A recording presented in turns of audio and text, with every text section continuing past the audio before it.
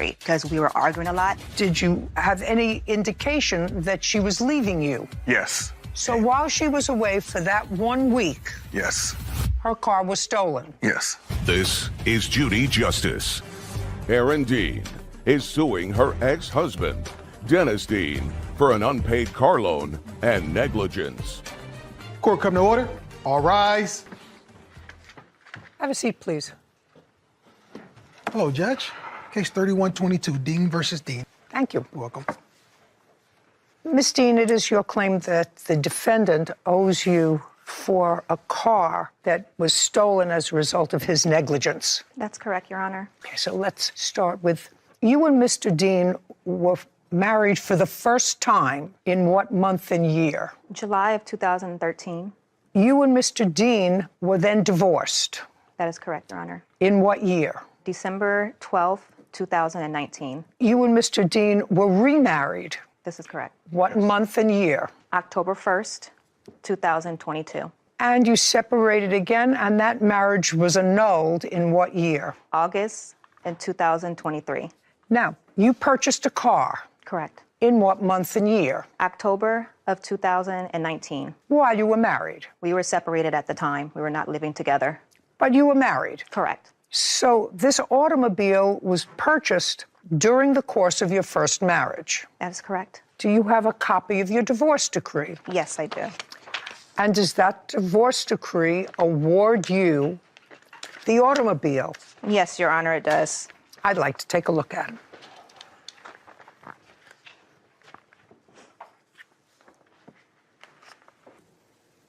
So you were awarded in the divorce the Jeep Cherokee. Correct, that is correct. And then you remarried October of 2022. That's correct, Your Honor. The Jeep Cherokee, which is the subject of this case, was stolen on what date? From what Dennis told me, he realized the car was stolen on December 19th, 2022. While you were still married. Correct. Now, you were remarried in October of 2022. Yes. And where did you live? In Pasadena. What address? 780. And you both lived there together? Yes. Had you lived there before, during your first marriage? No. Had you lived there while you were separated? Yes. When you remarried and you were living at 780, was the plaintiff living with you? Yes. So she moved into your residence? Yes. So far, is that correct, Ms. Dean? That's correct, Your Honor. And you had no other residence? No. So you moved into 780? That's correct. Mr. Dean, until what date did Miss Dean live at 780, month and year? January of 2023. That is false, Your Honor. Just, Okay. I'm not asking you anything. Okay. January of 2023. What happened in January of 2023, sir? She moved back east. East to where? North Carolina, while we were still married. Okay.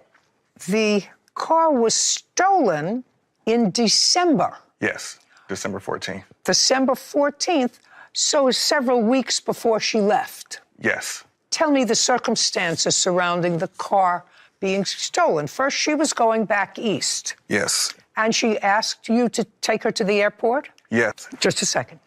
Did you drive her to the airport? Yes, I did. On what date? It was a week prior to the car being stolen, which was December 7th, 6th or 7th. She asked me to take her to the airport. Mr. Dean, when you took her to the airport, what car did you take her with? In the Jeep Cherokee. Did you have another car? Yes, I did. Why did you take the Cherokee? Because it was big enough to put all her luggage in. So she asked you to... Yes. Okay. Now, when you left for the airport, where had Mrs. Dean spent the night before? At our residence. At your residence, Yes. together? Yes. And what was the reason that she was going back east? To visit her friend in Houston.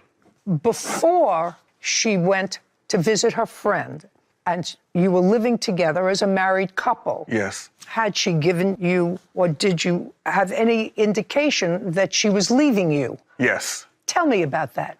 We had prior disagreements as far as where we wanted to live. She wanted me to move back east. She wanted to have another child, which I didn't feel comfortable with. Did you have a child together? No. Who has children? We both do. from prior relationships? Yes. Yes. Okay. So you had been arguing. Yes, it was. Oh, okay. You had been arguing. The night before she left, you were still sharing the same residence. Yes. So you took her to the airport in her Jeep. Yes. At her request, because it fit all the luggage. And then after you took her to the airport, what did you do with the Jeep? I parked the Jeep in a gated parking in my residence. How long was she away? About a week. When she was coming home, who picked her up at the airport? I was supposed to. And did you pick her up at the airport? No, I did not, because she says that she wasn't coming back because her car, I had told her about her car being stolen. And then I told her that once I found out that it was stolen, I got a police report done. So while she was away for that 1 week, Yes. her car was stolen. Yes. And it was stolen from where? Under the gated parking of my residence. It was in the gated parking? Yes. Okay, do you have a police report? Yes, I do. I'd like to see it.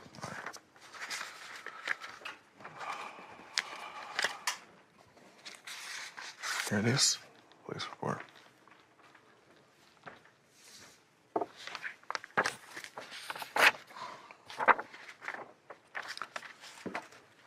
Okay, so the car was stolen. That's correct, Your Honor. Now I got the dates and I got everything. And the car was stolen and? Car was stolen due to his negligence. No, you say negligence. The car was stolen out of a gated area. First of all, even if it was stolen as a result of his negligence, you don't get your money.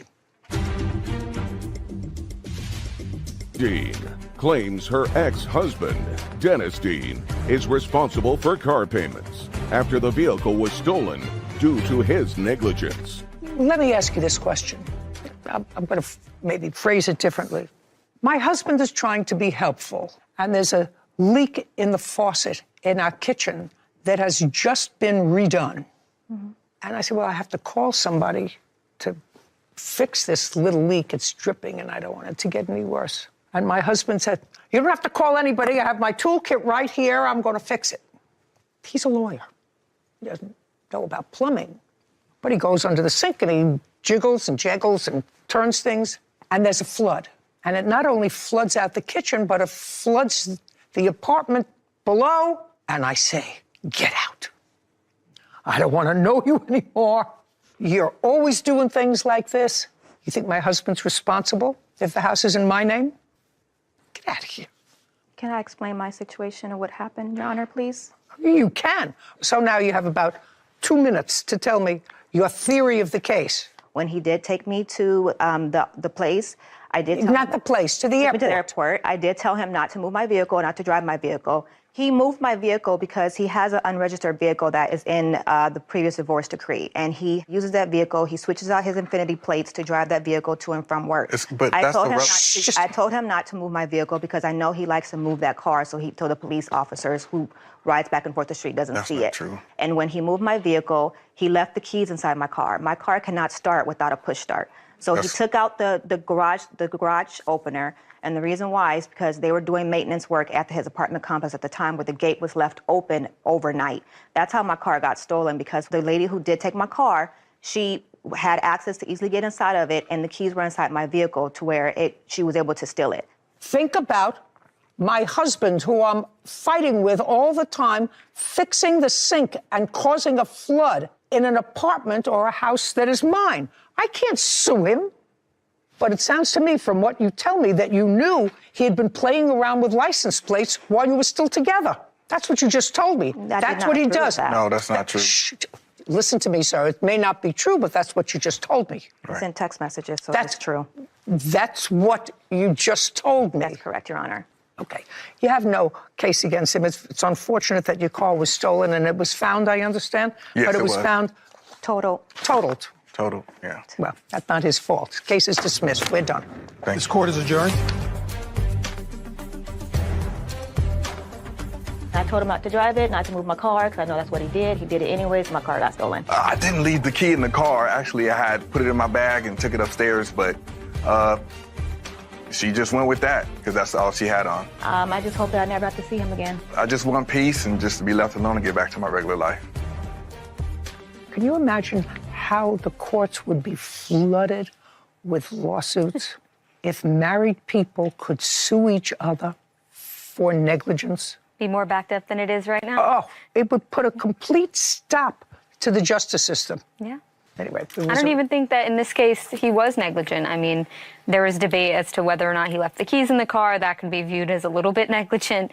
But they were a married couple who cohabited together until a couple of days before the car was stolen. And the place where he lived, evidently, which was under construction, somebody left the gate open. Well, that's the person who she ought to sue for leaving the gate open, which allowed her car to be stolen. Sure. Not her husband. Agreed. Ridiculous. I was coming from being chased. There was no speeding car following you. They should have been right behind you. I turned, and I guess maybe they kept going straight. I guess not. Yeah. This is Judy Justice. Andre Skates is suing motorist Melissa LaChapelle for vehicle and property damage. Court come to order. All rise. Have a seat, please.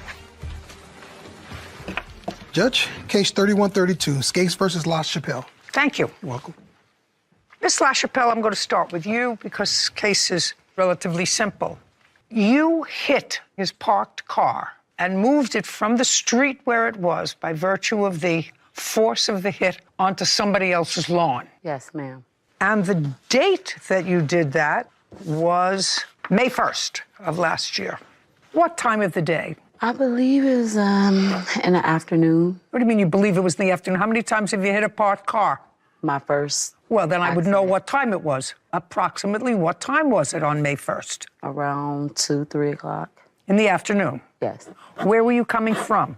I was coming from being chased. Where were you coming from? Prior to the accident, I was just sitting in a parked car. So I was driving, and I had a conference call come in, so I just pulled over so I don't You drive pulled over far. randomly. And parked where?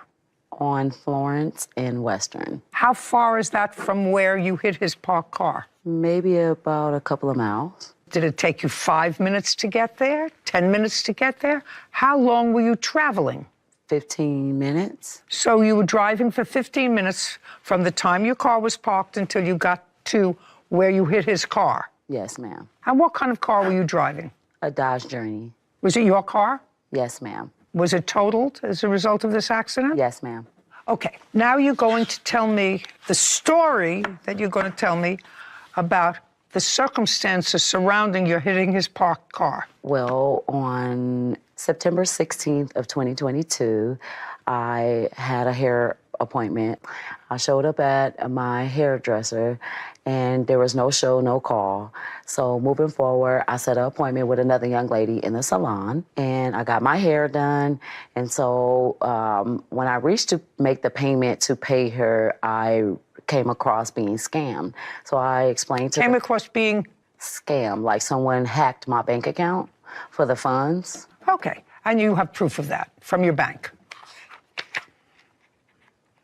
No, I do not have So, that. so the My answer bank is, account. just a second. So the answer is, you do not have any proof as to the beginning of this story. No, Okay. I have no proof of the bank account being hacked. Well, but you showed the hairdresser, according to you, that your bank account had been hacked. That's why you couldn't pay her. Correct. Well, I'm just asking you for proof of that. No, I don't have it on me. So you don't have it. No. Well, that's easy enough to get. Your bank account was hacked. We're not talking about 30 years ago. We're talking about a year and a half ago. So you would have had that, if the story you're giving me is true. What's the name of the hairdresser? Have you ever used her since? No, never. No. What was the name of the hairdresser that you had an appointment with that you didn't see that day?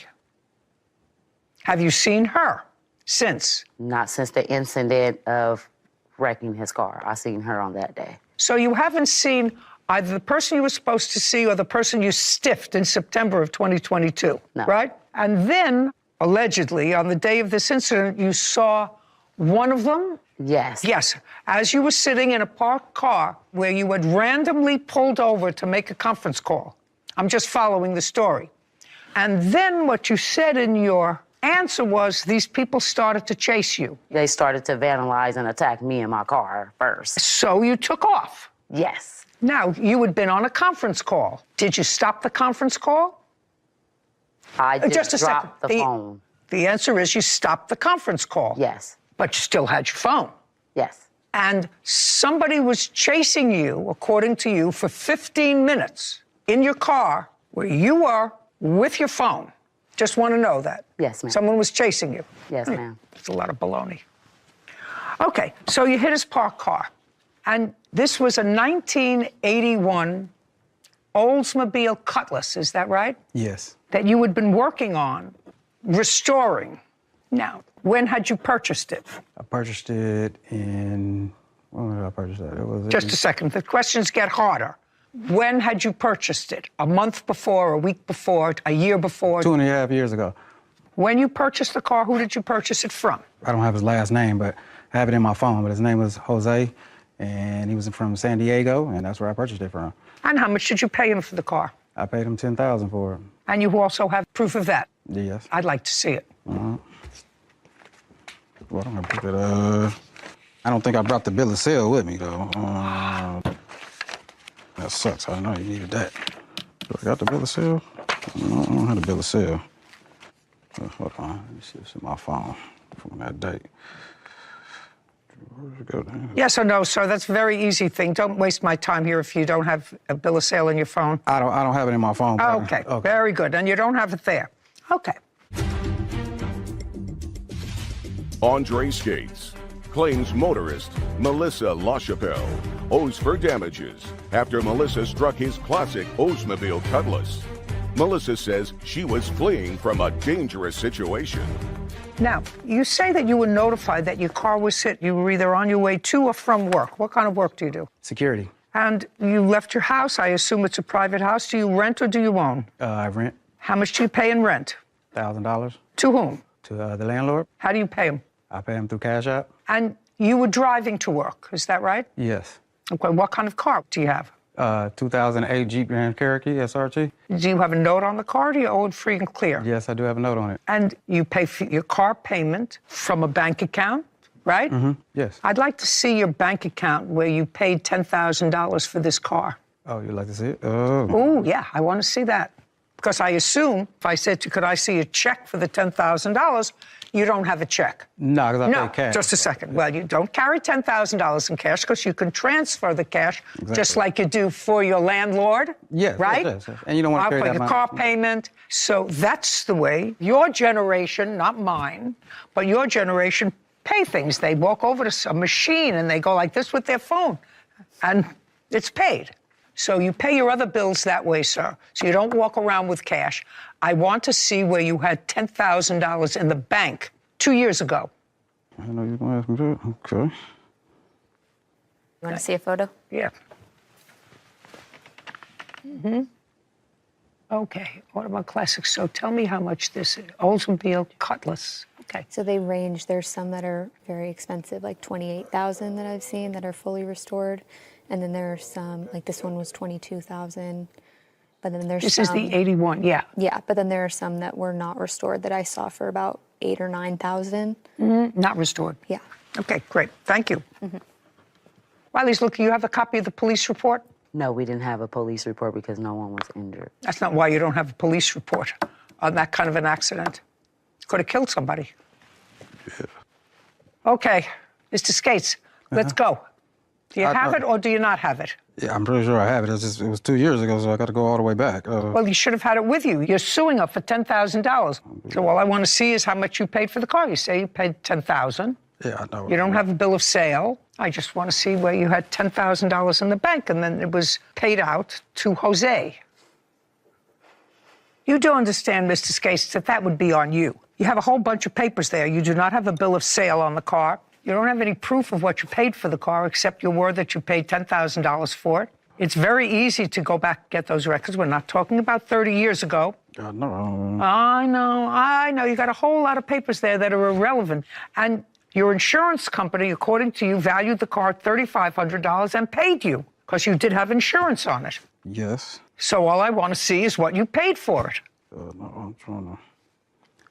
Just a second. You have a video of this accident? Yeah, I do. Keep looking. Okay, all right. Do you have a video of this accident? Yes, I do. Play it. I want to see what the car looked like.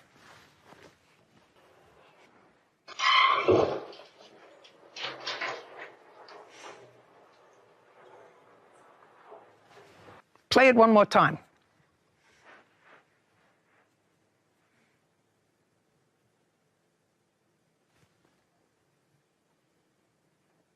Keep going, keep going, keep going, keep going. I'm just looking, by the way, Miss LaChapelle, for the people who are chasing you. Because now you hit the car, they should have been right behind you. They were chasing you, right? I'm looking at this, and now you're all slowed down because you fit a car. I don't see one car pass by there. Not a one.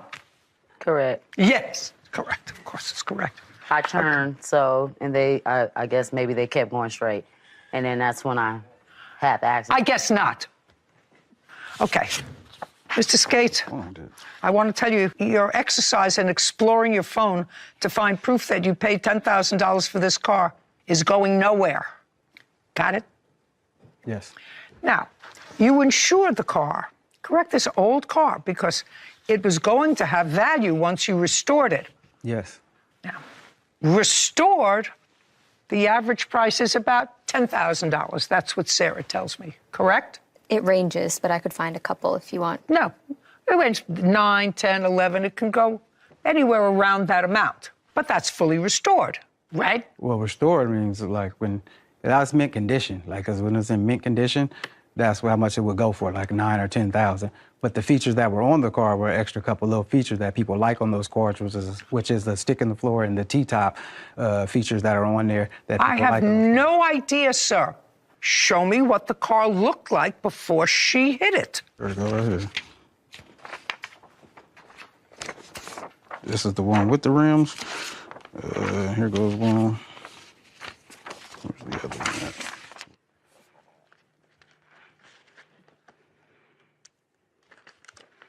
Oh, that's good looking.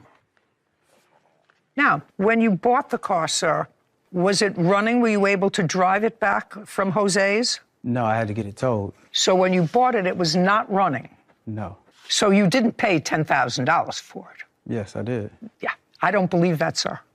There's one car available for sale that's a 1981 Oldsmobile Cutlass that's drivable, that's $5,100, not fully restored. That's today. That's why I was saying the features that it has on I it. don't care about the features. You bought a non-running car that had to be restored to running so that you could resell it. You hoped for a profit, but there's no way you spent $10,000 on the car, because then if you were putting in all new parts and restoring it, you would never be able to recoup your money. Yes, you can. No. Can I explain? Because I put a lot of money into it, and the resale value once. Just a second. Okay. So far, I don't believe that you paid $10,000 for it, not running.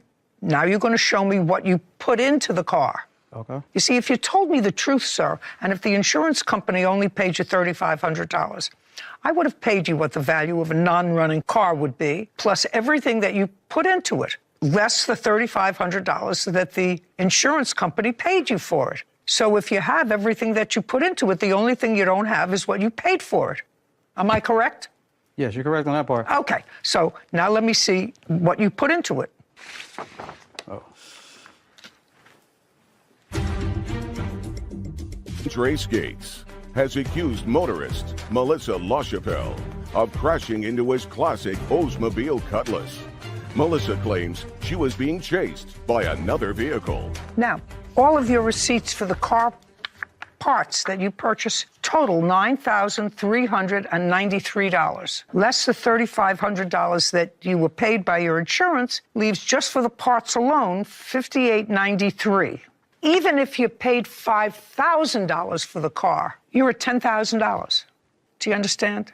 Yes. So if you would given me a figure that I understood, because right now you want me to believe that a man who works very hard in security paid $10,000 for the car and $10,000 for parts. Yes. And the average range for the car is Between 9 and 18. between 9 and 18,000. Yes. To buy a restored car, and you've already put in $20,000 in the car before you sold it. And I don't even know if it was ready to be sold. Do you understand? That's how much I was going to sell it for. It was like $20,000. That's what I was trying to explain. Just so I understand that. You've already, if you want me to believe, sir, that you bought the car for 10, you're already at 20. So even if you sold the car for its highest price, which is 20, you'd be breaking even. That's not what you bought it for. Well, no. You bought it to make money. No, I bought it to keep it, actually, because it was a sentimental value. What? I said I bought it to keep it because this was something that I wanted to have for a while, because this was something that was kind of sentimental to me, because we all used to ride these cars when I was younger, so it was something that I kind of enjoyed and liked, and I wanted to keep it. I wasn't planning on selling it right away once I finished. How old are you? 44. So what you're telling me is you remember driving around in this car when you were 2 years old? No, in my 20s. You know, I want to introduce you both to the truth. Hello, how are you? I understand who you are. Thank you very much. Okay, Mr. Skates, you're owed some money from her, even though you've inflated some figures. She owes you some money. Do you have any reports from the police on this? I have the vehicle incident report. I'd like to see it, please.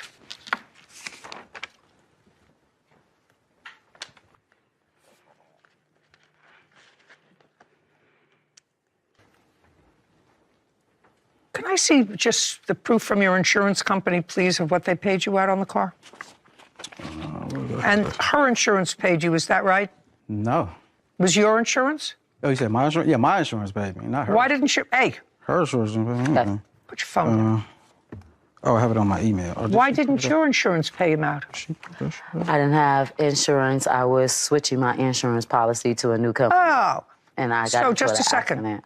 So when there was a traffic report, you told the police you had AAA insurance, because that's what's in the report. No, they asked me for my information, and that's what I told them. Well, But I said that's what you told them. You told them that you had insurance and AAA was your insurance company. Well, and that's a lie. the paperwork Just a that I second. had. That's a lie. You told them that you had insurance and you didn't have insurance and there was no speeding car following you. I did not tell them I had insurance. I told them the truth, that the same thing I told you. No, you didn't, because then they would have given you a summons for driving your car without insurance if you created the kind of an accident. Did they give you a summons? No. No. Okay. Some piece of work.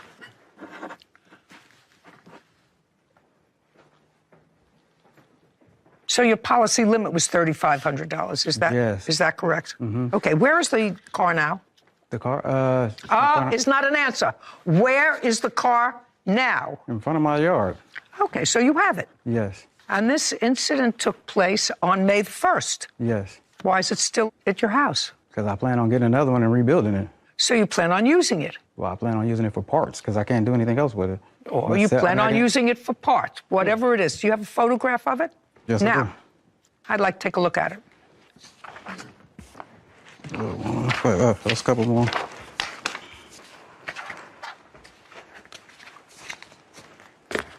Oh, gee whiz. Yeah. Yeah, there's no way you can use this car. Why don't you just scrap it? Well, because I was planning on, if I took her to court and wanted some money, I was going to try to buy another one, rebuild it, use some of the parts off of that one, and try to get my car back. You know, that's just, I mean, it's a big loss for me. But, I mean, what am I going to do? I mean, that's all, only way I can see I can get back, you know? Okay. Valuing the car at $10,000, which is $9,000 for what you put into the car. I have no idea what you paid for it. You got $3,500. I'm awarding you a judgment, sir, of $6,500 against the defendant. Judgment for the plaintiff in the amount of $6,500. We're finished here. I would have taken your license away. This court is adjourned.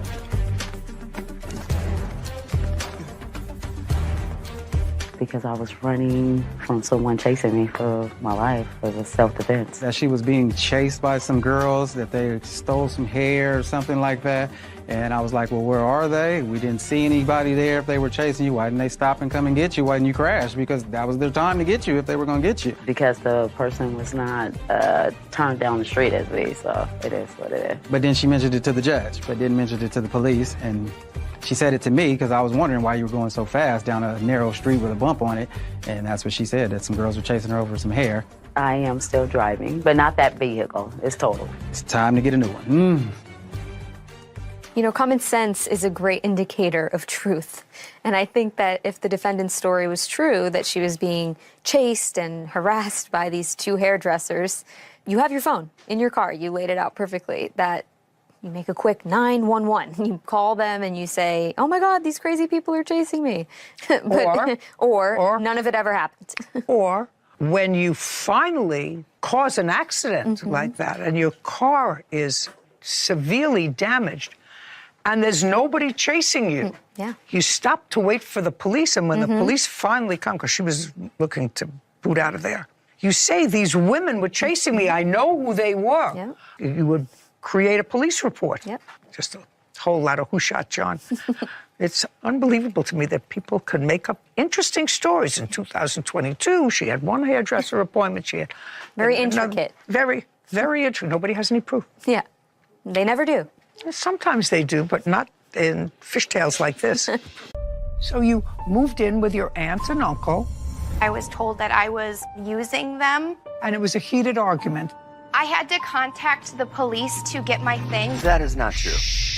I lost my dad, so I never really got to have a connection with them. So this was an opportunity to really be a part of their life.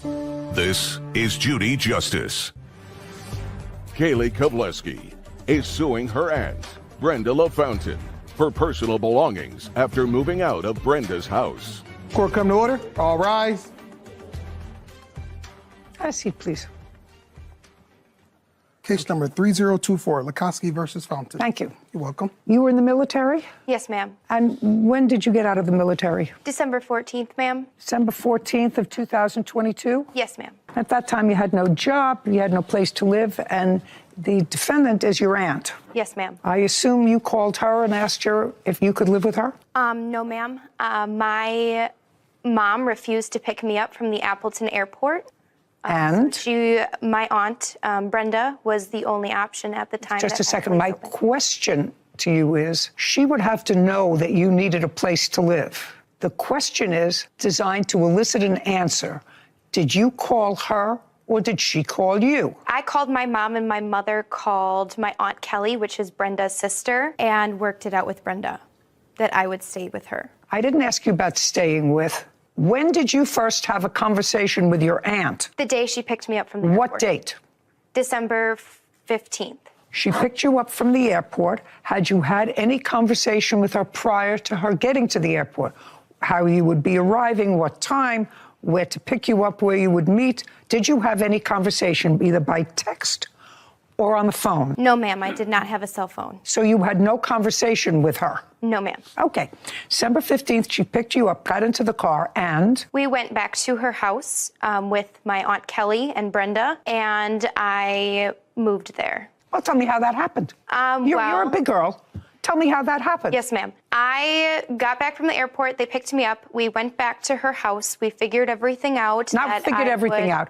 Not figured everything out. You said to her, she said to you, somebody said, you don't have a place to live. Could I live with you? I want to hear that. Yes, ma'am. They said I could stay Not rent-free. Not they. Brenda said I could stay rent-free. Well, how'd she know you didn't have a place to live? Did you tell her you had no money and no place to live? Yes, ma'am. Oh, well, that's what I want to know. Yes, ma'am. When did that conversation take place? The night after picking me up at the airport on December 15th. So where did you sleep that night? At Brenda's house. Okay. And had you ever lived with your aunt before?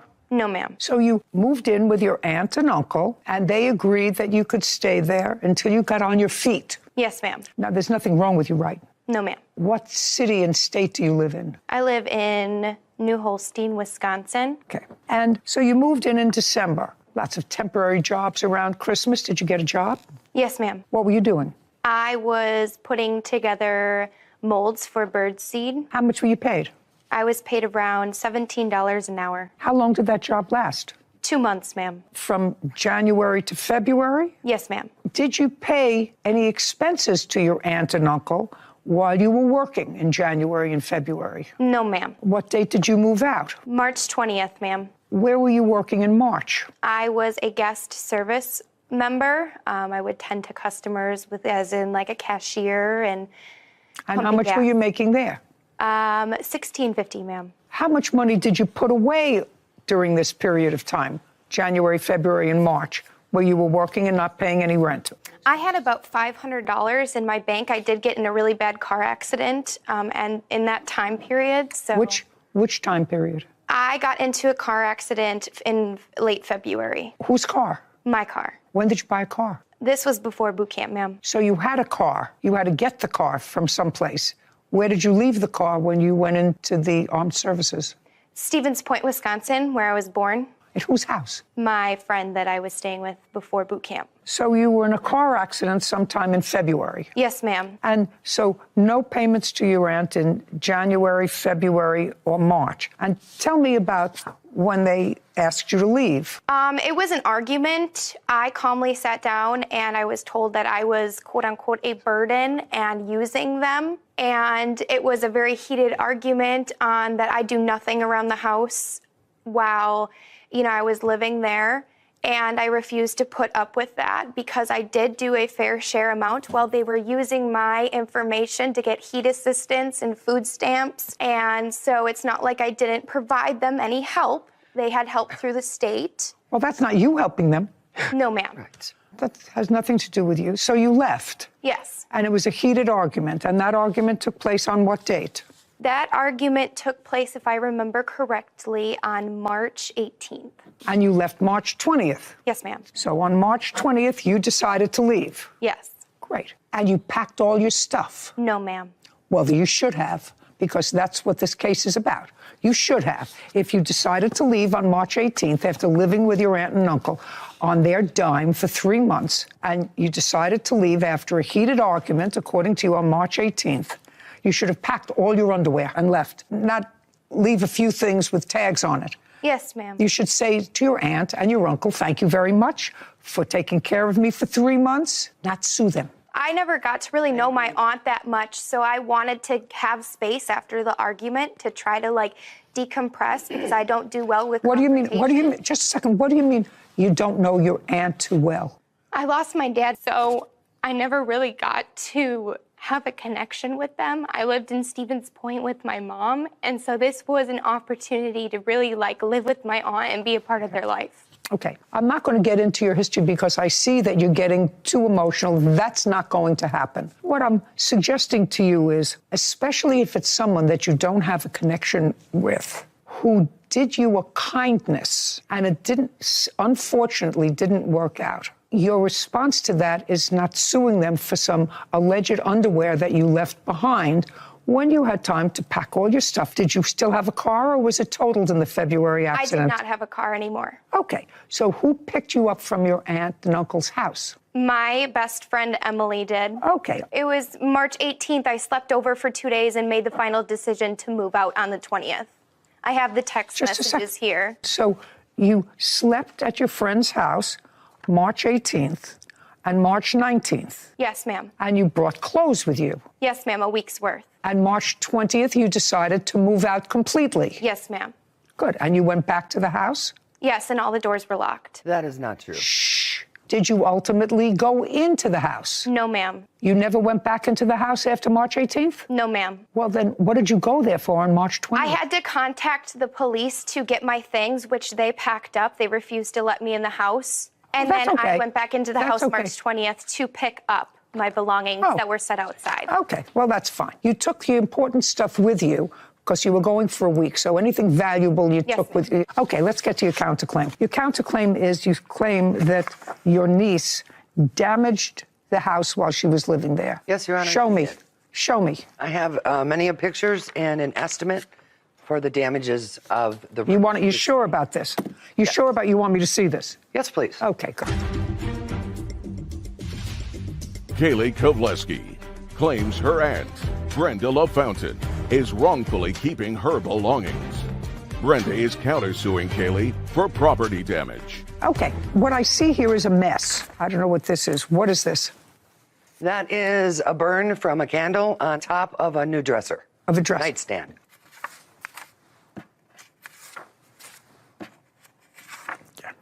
I assume this is you showing me that she left a bowl of food on here. Yes, ma'am. But, okay, not nice, but I'm getting to know it. I'm getting to understand it. And this? I mean, was that the same day? Was that March 18th? Was it March 20th? Or did you go? March 20th, I'm sorry. Oh, okay. I finally moved into where I'm staying. Everything is unpacked, and I realized that I'm missing over 40 Victoria's Secret pennies. What is that? Underwear, Your Honor. Pennies?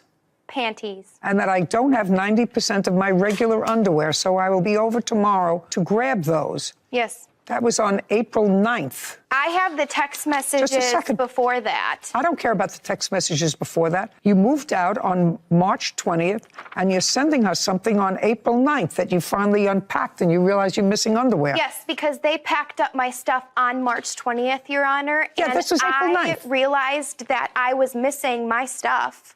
On when? On March April 9th, 9th. when I finally had the opportunity to go through my things fully. Okay, well, I'm sorry about that. Okay, the only thing I want to show you, aside from the mess and the food mess, the only picture that I want to show you is this, and I want you to tell me how this happened. Your Honor, did you get to the closet? Yeah, I don't care about the closets. I want you to tell me how that happened. So this is a rabbit hide, Your Honor. It's a real rabbit hide. Not the rabbit hide. I'm not talking Yes. about the rabbit hide. I'm talking about what There happened was under the heat rabbit hide. applied to it, so the bottom of the hide, that's what it is. How did that happen? You have a wax melter for Okay, scent so- that they gave to me. So you burned something on that. It got too hot, and the bottom of whatever that skin is. Yes, ma'am. Okay, so that was you. Yes, ma'am. How much is it going to cost to refinish the top of that? Do you have an estimate for that?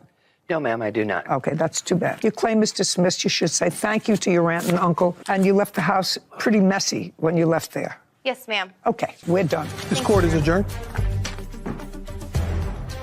It is what it is. She did notice that Kaylee's room was a disastrous mess. I was given a place to stay by my aunt, and that was nice of her, but she's just not a good person. She was an entitled brat, and we were not going to play into that. I'm just ready to move forward.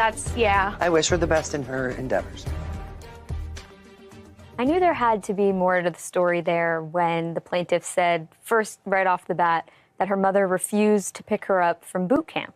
That sounds unusual to someone who hears it, so I knew there had to be more there, but I felt bad for this aunt and uncle. It seemed like they were, again, no good deed goes unpunished. They took her in, and they had a kerfuffle, as you would say. You know, they didn't get along. She was a little messy. Not a little messy. She didn't learn that at boot camp, but no. They didn't mesh well, and maybe it wasn't the relationship the plaintiff was hoping that she would find or uncover, in her new family. It sounds to me as if she took advantage of them. The Little bit. condition of that room. I didn't see all the photos that you saw. I saw portions of them, The but condition of that room was deplorable, really deplorable. And food in there, and old food, dried up food, and this is their home. I'd have to be very comfortable with my closest aunt and uncle to Yeah. even eat in the bedroom. So I agree with that point. I don't even allow Poppy to eat in the bedroom. Well, that's fair. Yeah, it's unfortunate that they did something that they thought was good, and it turned out to be really bad. Yeah. And shouldn't discourage people from wanting to help them. Help.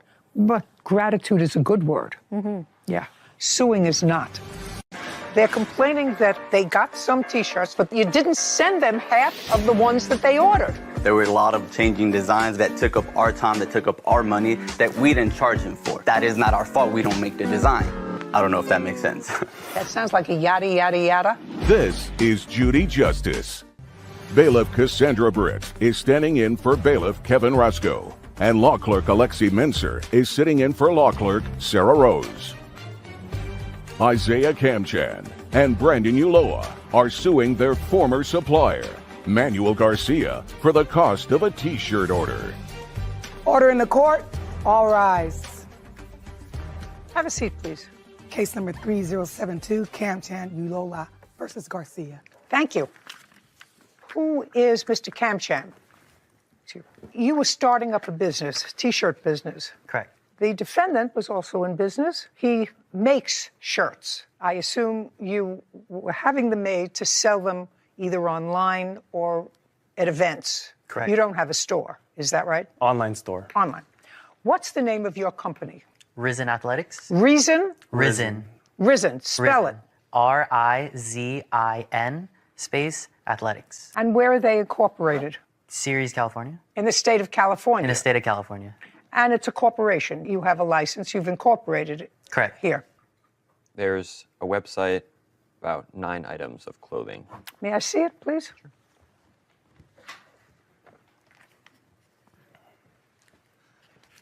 Make it go. Could Would you go back to, okay, I just want to see where they order them from. Great. And what's the name of your company, sir? MFP Studios. MFP Studios. Correct. Where are you located? Los Angeles. How long have you been in business, Mr. Kamchan? About a year and a half. Did you make any money the first year you were in business? Yes. How much? Approximately 10,000, a little over. Nice. In that first year, did you get any merchandise from Mr. Garcia? We did. So you made some money from the merchandise? Not from his clothing, actually. Not from his. What other company do you deal with? We did wholesaling through Champion, the website. Champion is a wholesaler? I thought they were a retailer. So they have a website where you can wholesale and buy a bunch of garments that they allow you to reprint on and sell. So that's what we did originally. I found an Instagram page for MFP Studios. The website is coming soon. I have the website currently closed right now. Currently closed. Yeah. You what? Yeah, our website opens and closes like periodically. So right now it's actually closed. But if you would like, I can go and open it for you guys so you guys can take a look at it. I want to know why it closes, Mr. Garcia. What does that mean? So usually the way that my company works is that we do custom manufacturing for specific brands. So it's very customized. But at times I do produce blanks on my own where I'll put on my website. Currently we don't have any, so my website is closed until we produce them and then we post them on our website. I don't know if that makes sense. Doesn't make sense. How much money did the plaintiffs send you to produce T-shirts for them? How much money for the T-shirts? How much money did the plaintiffs send you to produce T-shirts for them? And I'd like to see the order. Okay. Can I see all the papers? Would be the invoices for the T-shirts.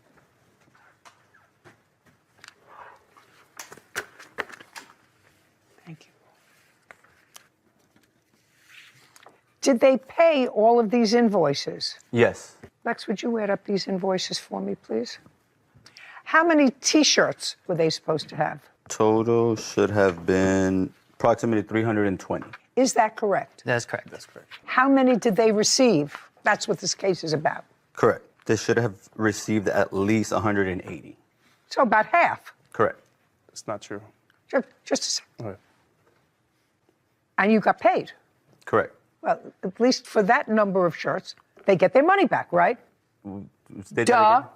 For the number of T-shirts that you didn't send them, they get their money back. Well, there was a couple other things that were taking into place.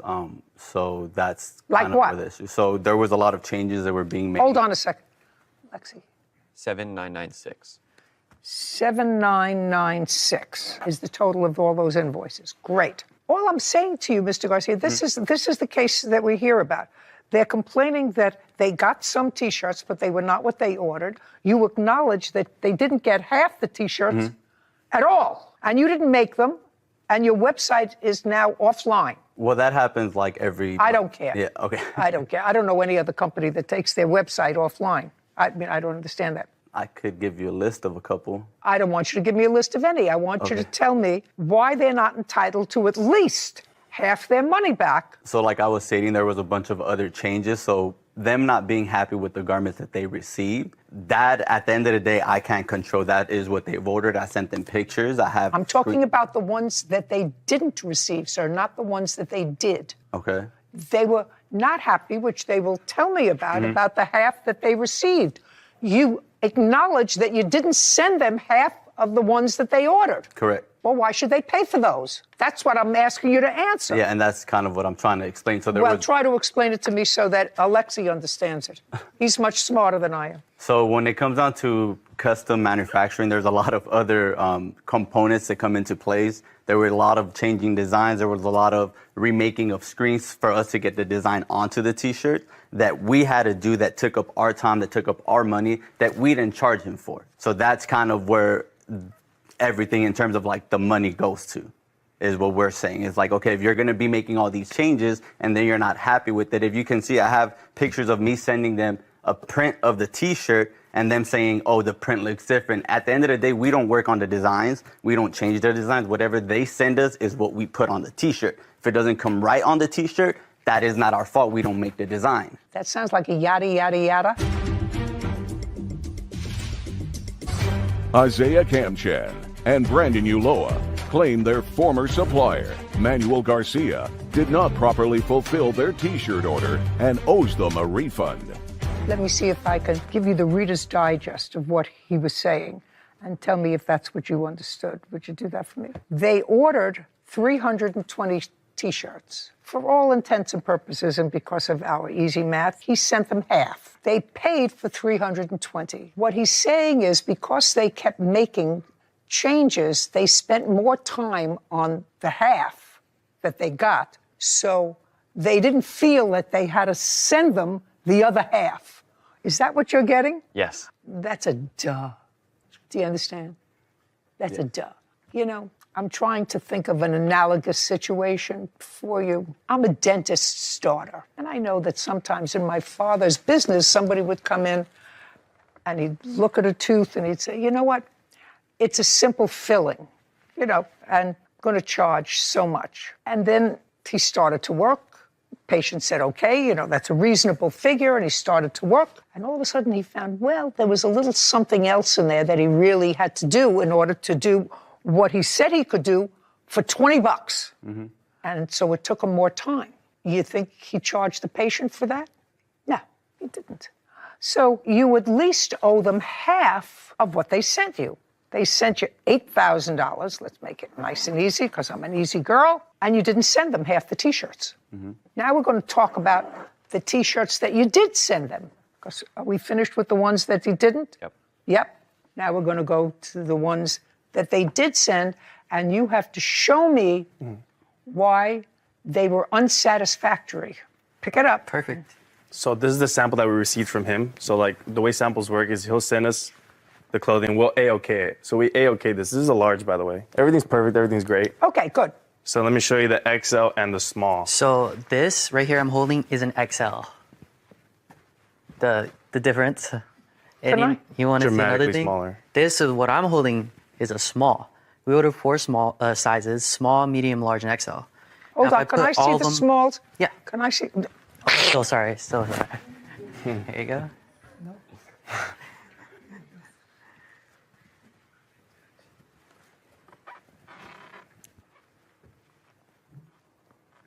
Well, this could be a small, a big small, but small.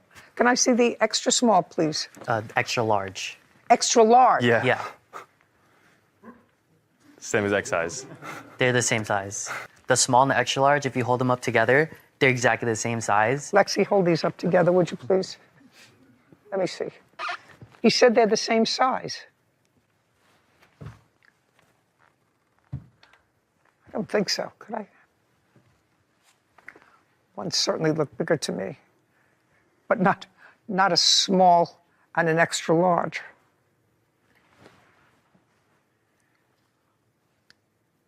Okay, now this is what I'd like you to do, Cassandra.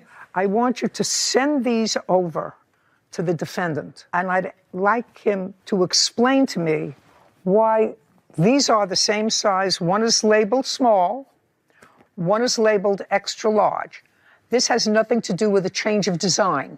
Mm-hmm. This has to do with almost math, which, as we all know, is not my strong suit. Okay, so now give me an explanation, sir. This has nothing to do with changing of the design.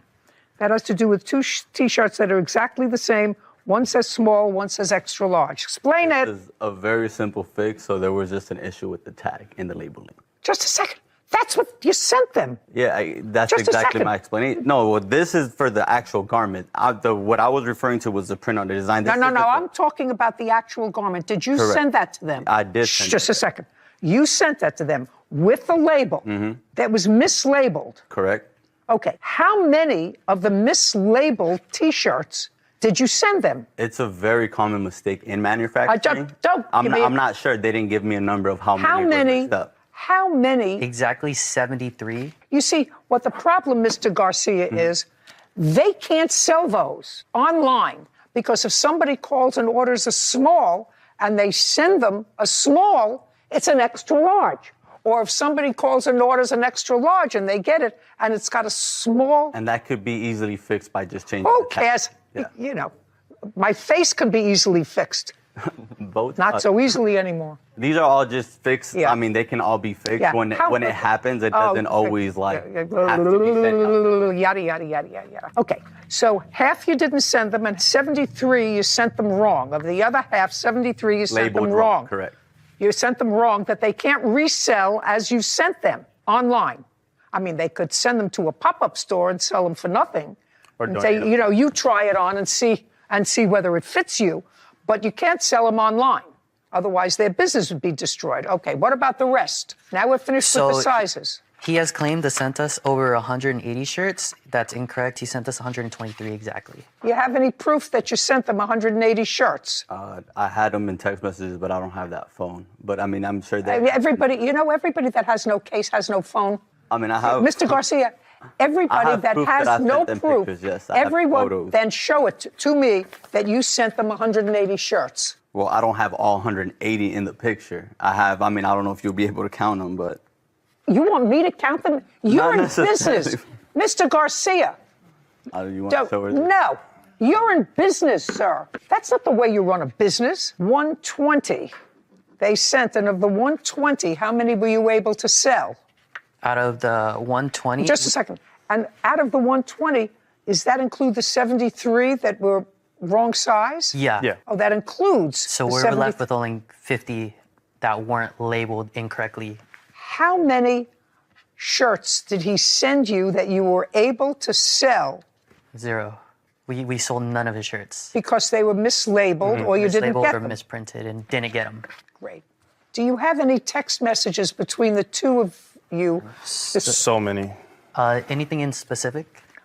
I'd like you to show me one where you say to him, we cannot sell these shirts, they're the wrong So size. We'll show you the demand letter. So we sent him a demand letter, hoping that he'd still like try to solve it outside of court, but he never replied to it and just never sent us So anything. it'd be us telling him that the items received were not as promised, and the other side would be the lawsuit issue. Okay.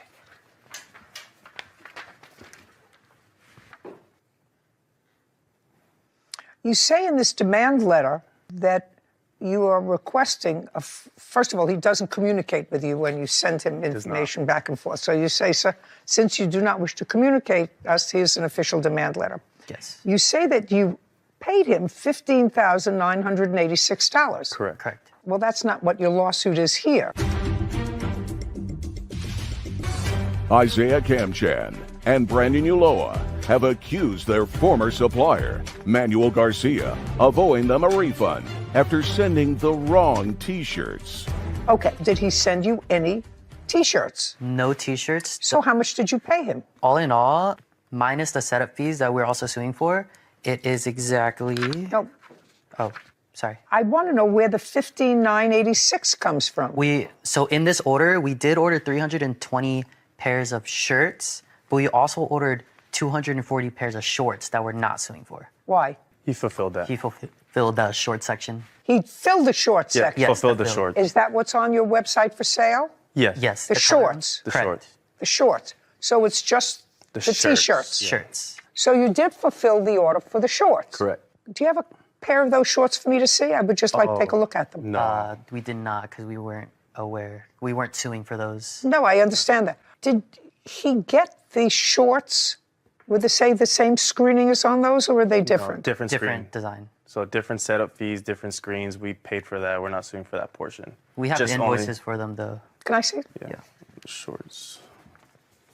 Of course, there were shorts on their website, right? It might be in there. Are they blue? It's right there.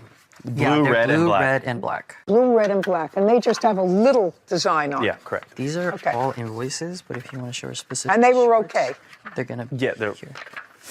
okay. The- Okay. Well, they're on your website, so you're selling them. Yeah, so that's gonna be shorts for prints, and we also. The T-shirts are not on their website, correct? There are some. There. Can I okay, see? There are two.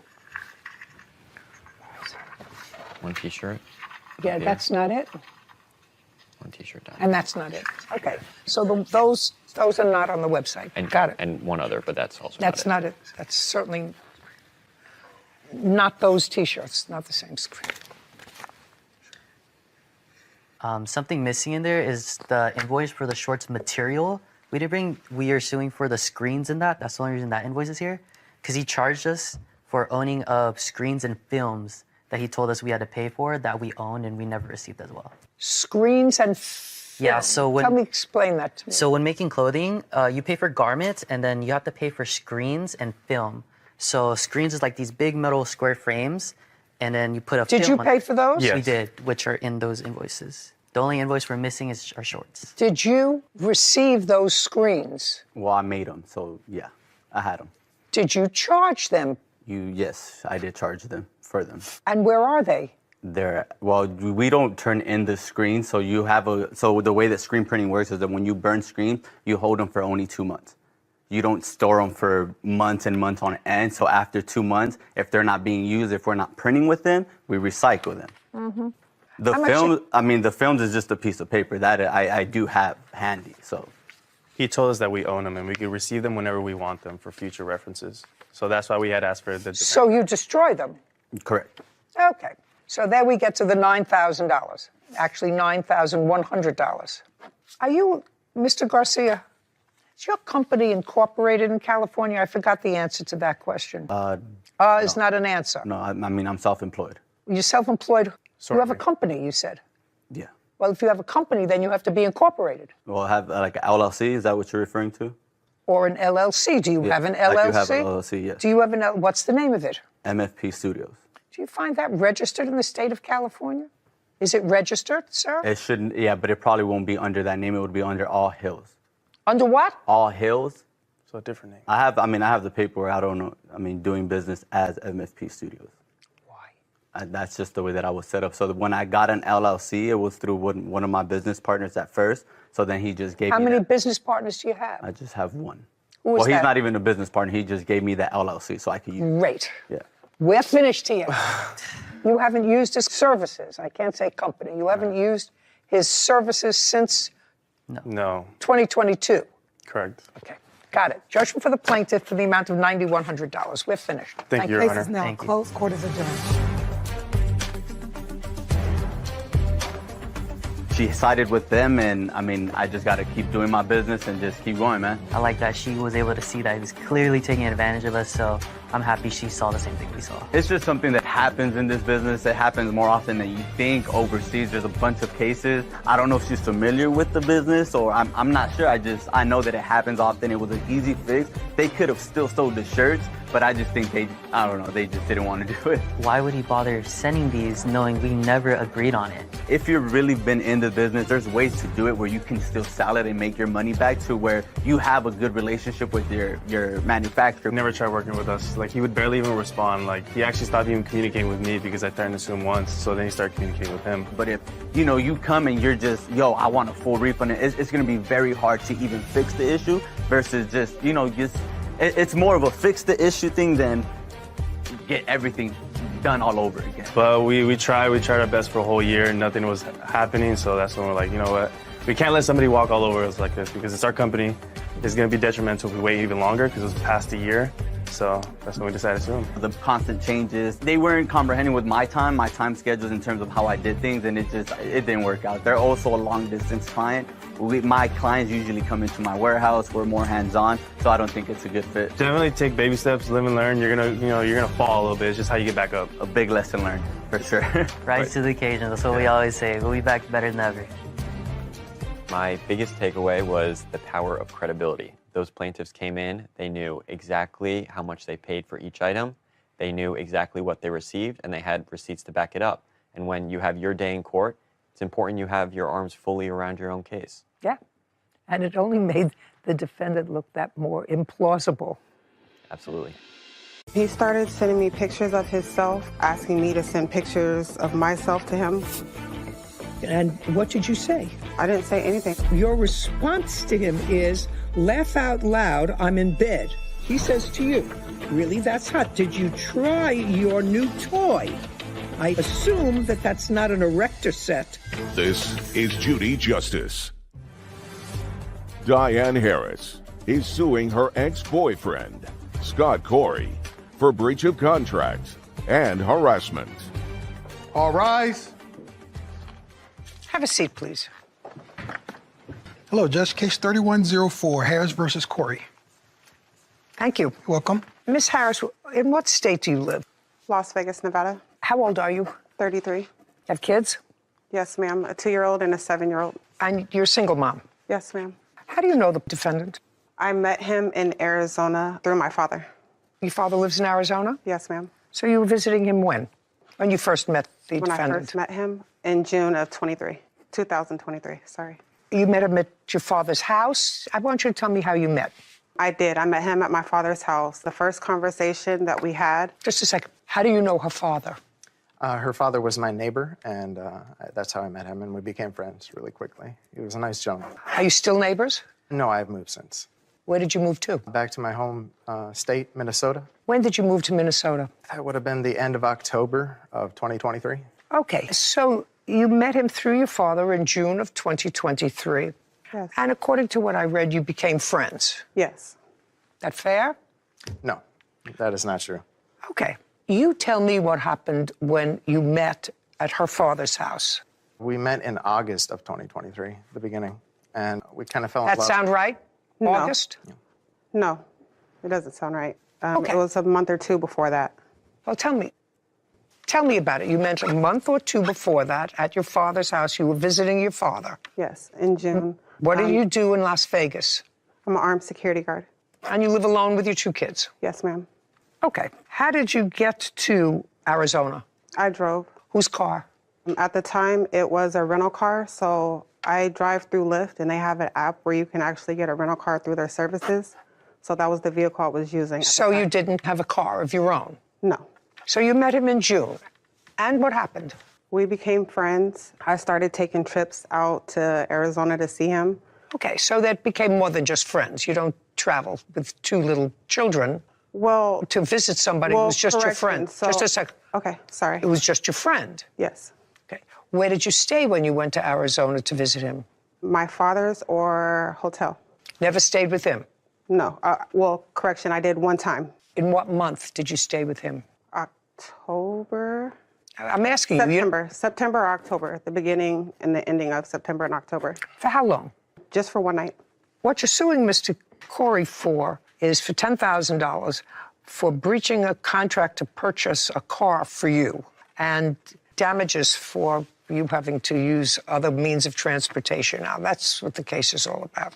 Because at some point, he went with you to a car dealership in what month? September of 2023. Beginning, middle, or end? Beginning. September 6th, to be exact. Now, it was also the month of September when you stayed over at his house. Yes. And when you went to the dealership on September 5th, you did, in fact, go with him. Yes. For what purpose? To get me a vehicle.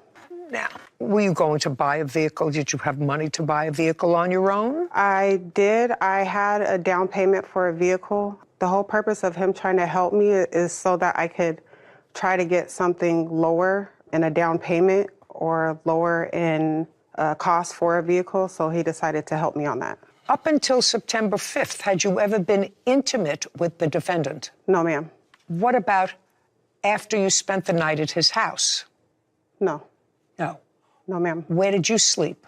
On the couch. And he? Slept on his bed. Prior to September, had he made any romantic overtures to you? Yes, ma'am, a few times. Okay. Tell me what they were. Text messages, videos of sexual gestures of himself. No. Prior to September? Yes. So you knew he had more than just a friendly interest in you? Not quite. Well, that's ridiculous. You have 2 children. You know when a man is sending you suggestive text messages and sexual videos that he's more interested in you other than as the daughter of his neighbor. True. Okay, you're a smart cookie. You don't have to be a genius to figure that out. So you know he had a romantic interest in you. Yes. Did you and the defendant ever discuss you relocating from Las Vegas to Arizona? No, ma'am. Okay. No. Mr. Corey, you indicate that that is the case, that the plaintiff and you had discussed her relocating to be with you in Arizona. That is correct, yes. Do you have any text messages or other messages that would reflect that? No, I do not. I had changed. Don't tell me you changed your phone. Everybody comes here, changes the phone. They lost their phone. The dog ate their phone. The kids flushed the phone, whatever it is. The answer is you don't have it. Correct. All right. Diane Harris claims her ex-boyfriend, Scott Corey, broke their car agreement and harassed her.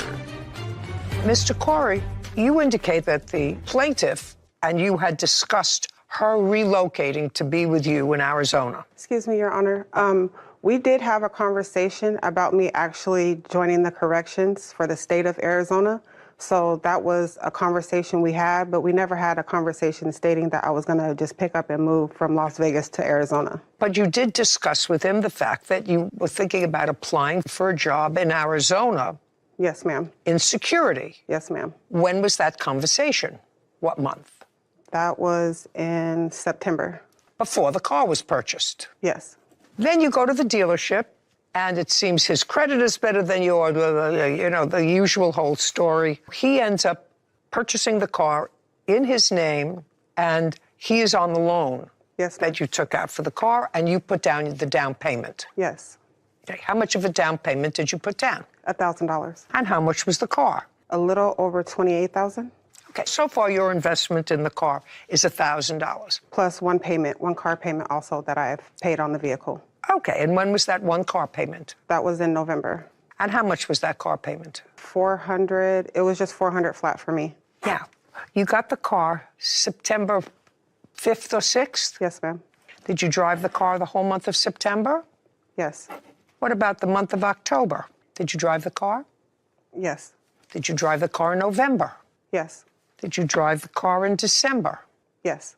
Until when in December? Up until a week ago, ma'am. So you had the car up until a week ago? Yeah.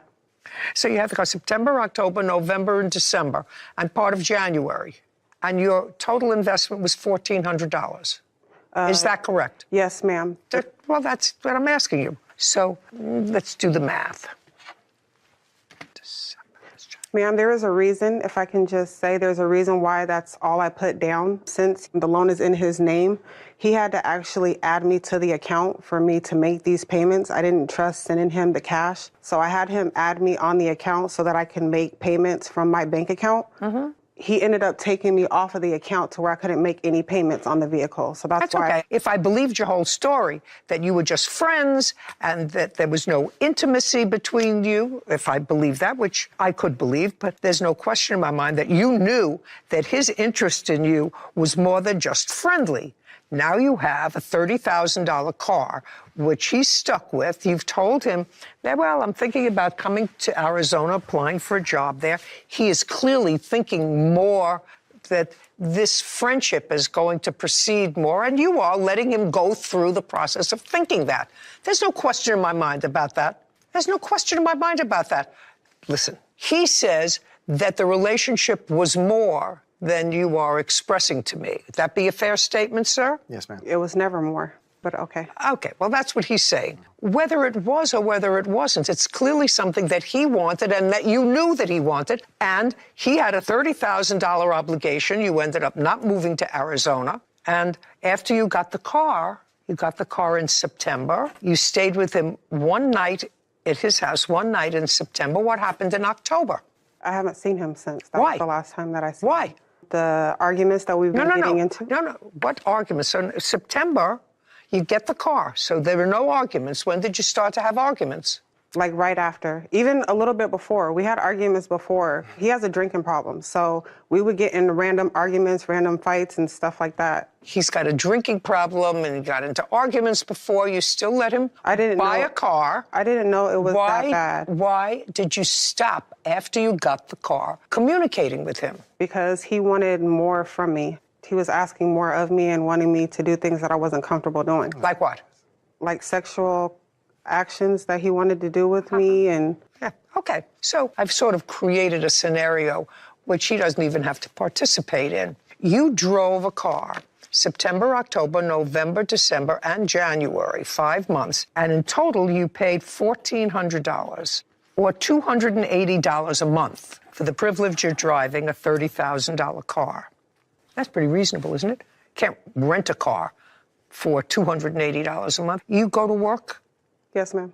And you get to work how? Because it's part of your damages. I was getting to work with the vehicle. Not this car. How are you getting to work prior to this car? You worked as security. How are you getting to the work? rental car through the Lyft services, as I told you. A rental? Yes. What kind of car? It's whatever they give you. Sometimes you got to trade it in, so it's whatever they give you. Great. And you pay for that by the day, by the week, by the month? How do you pay It's for it? weekly. How much do you pay weekly for it? $680 a week. $680 a week? Yes, ma'am. Well, there's no question then for these 5 months, you made out like a bandit because you only paid for the total time that you had the car $280 a month, right? Yes. Yeah. And then he said, well, this isn't working out the way I thought it was. See, you don't have to say much. This isn't working out the way I thought it was. This is not a romance, right? Which is why I put my name on this loan to begin with. Is that a fair statement? That's not what it was supposed to be. That's What was it not supposed- why well, he put his name on the Tell on me the why car. you think he put his name on it. He Mrs. didn't even Byrd. know me well enough to even want to have an intimate relationship with me. Tell nor me my why you kids. think. Tell me why you think then he went with you and signed the loan. Tell me why you think he did that. I think he did that because he was under the influence, first of all, because he's always drinking. And If that's true, if you think that he was under the influence of alcohol and therefore was not in a position to make a decision, that's easy for me. Then your case is dismissed for that reason because he couldn't make a contract with you to buy you a car if he didn't have the mental capacity to do that. You want to come up with a different reason? It's just something that he always done. You have no case, Miss Harris. You drove So a car. what about You drove a what car. about the harassment and all that stuff? You that have no he's- case with regard to the car. You have no case with regard to the car. That's it. You paid Why- $1,400. He's not Why is obligated to that- buy you a car.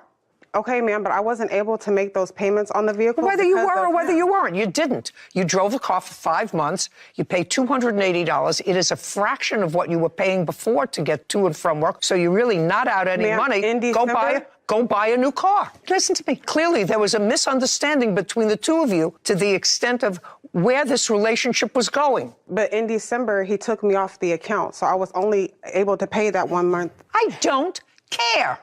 You're not out any money. Diane Harris is accusing her ex-boyfriend, Scott Corey, of refusing to pay for the car he purchased for her.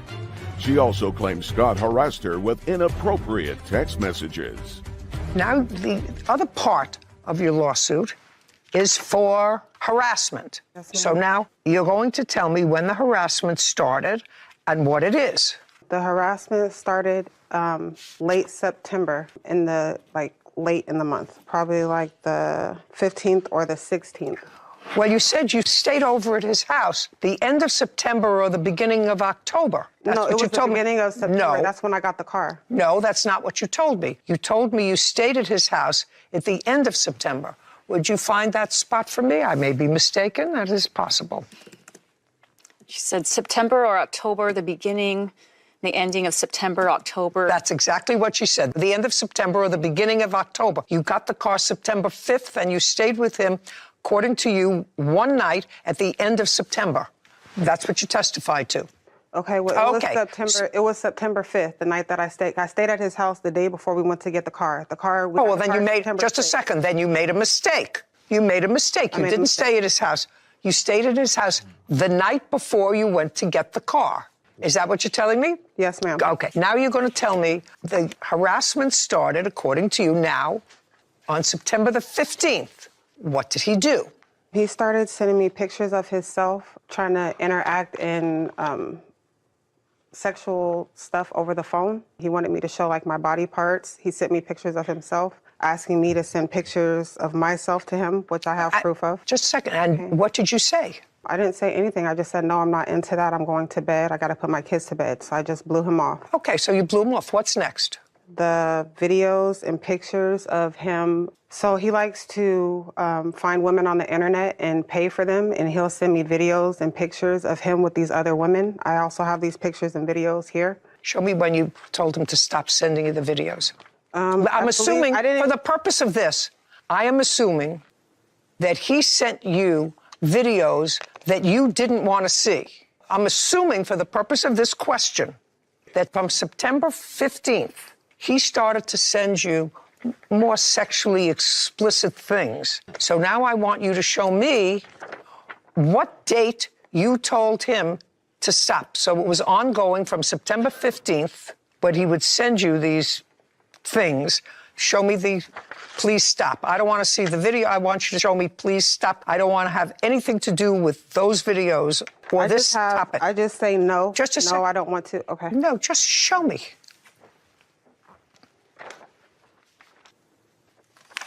One second. I want to. Shh. What are you showing me? I don't know what this is. I want you to show me. Their screenshots. No.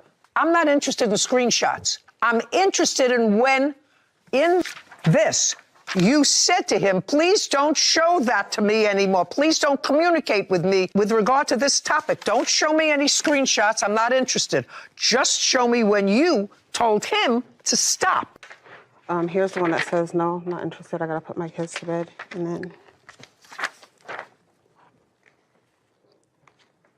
Just a second. Madam, I don't want to embarrass you, but you gave this to me. Evidently, there's some intimacy here that you're stringing him along, which is what I think, because he says to you some sex act that he wants to do with you, and your response to him is, laugh out loud, I'm in bed. And he says, really, that's hot. He says to you, really, that's hot. Did you try your new toy? I assume that that's not an erector set or a gizmo. Did you try your new toy? And you respond to him, no, I got to put my kids to bed first. Not I got to put kids to bed. You said, no, I've got to put my kids to bed first. Don't you think that that's a lead on? I don't think so. You don't think so? Well, no. I'm sorry you don't think so, madam, but it is a lead on. Did he send you a sex toy? No. Did you buy it yourself? No. Well, just a minute, then why did you respond? Did you try your new toy? No, I got to put my kids to bed first. Your case is dismissed. You have no case. Goodbye. We're done. This court is adjourned. I am totally happy with her decision. This was nothing other than her trying to take advantage of me. I really don't agree with it. She kept asking for more and more and didn't really seem to care about myself and what's going on in my life. I wasn't trying to string him along or anything like that. The videos were my way of telling her I didn't want to be with her anymore. I sent them to her around that time in October. So he just told me he was going to help me out and do something for me, and it turned out it being something other than that, me doing more than what I was expected for his help. I'm not helping anybody out like that again. He lived in a one-bedroom apartment, so I wasn't looking at him for any of his money. This is as much social as it is legal. Mm-hmm. You know how crazed I get when men take advantage of women, empty out their bank account. Mm-hmm. You know, women need to nest and they get involved with people who are unsavory. I really feel the same way about women who, I believe, use their sexuality or promises of sexuality mm-hmm. to extract certain things from a man with no intention of ever making the fantasy a reality in order to get something. Especially something like a $30,000 asset. Right. She drove that $30,000 asset for $280 a month, mm-hmm. which was the cost of her down payment and the one payment she made. She testified that she spent to get to work $680 a week mm-hmm. for a lift. Yeah. So she paid a fraction. So with all the money that you save over 5 months that you had been spending mm-hmm. to get to and from work, you have more than enough for a down payment to get yourself a car. And that way you're not taking advantage of somebody who thought that this was a relationship that was going someplace. Sure. Clearly, it was a one-sided relationship. And the harassment really had no grounds. I mean, I saw some of the text messages, and if it is truly harassment, there would have been more outrage at some of the things that he was sending. Don't ever text me again, lose my number. Right. There's multiple possibilities, none of which came from the plaintiff. Yeah, so nothing. No, it's just that I have to put my kids to bed before I do that. Yeah. Jason Gabriel is suing his former friend, Lawrence Sr. for money he gave Lawrence to run a boys' basketball team. Court come to order. All rise. Have a seat, everyone. Hello, Judge. Case 2167, Gabriel versus Senior. Thank you. You're welcome. Mr. Gabriel, it's always exciting for me when I find a case that I can't relate to based upon my own personal experience. And this has to do with sports. Yes. And those people who know me know that I'm really a non-functioning American when it comes to sports. I understand baseball, but nothing else. However, I have a little bit of experience with people. So you have a son, that would be you. Could you stand up for a moment? Who's tall? Now you can sit down. And who likes to play basketball. Yes, Your Honor. And he's been playing basketball for a long time. Well, most sports stopped at the start of the pandemic.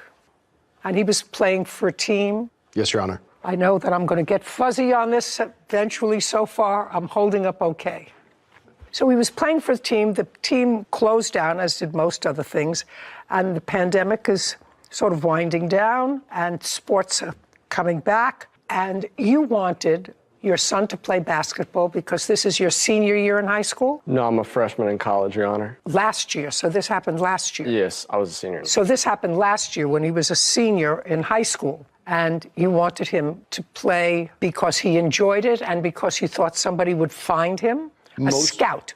Mostly the enjoyment, but there's always a chance for the scout. Okay, and you know, you're his father, and fathers always think that their sons are uber talented and maybe can be one of those quiet self-starters who turns out to be the hero on the basketball court.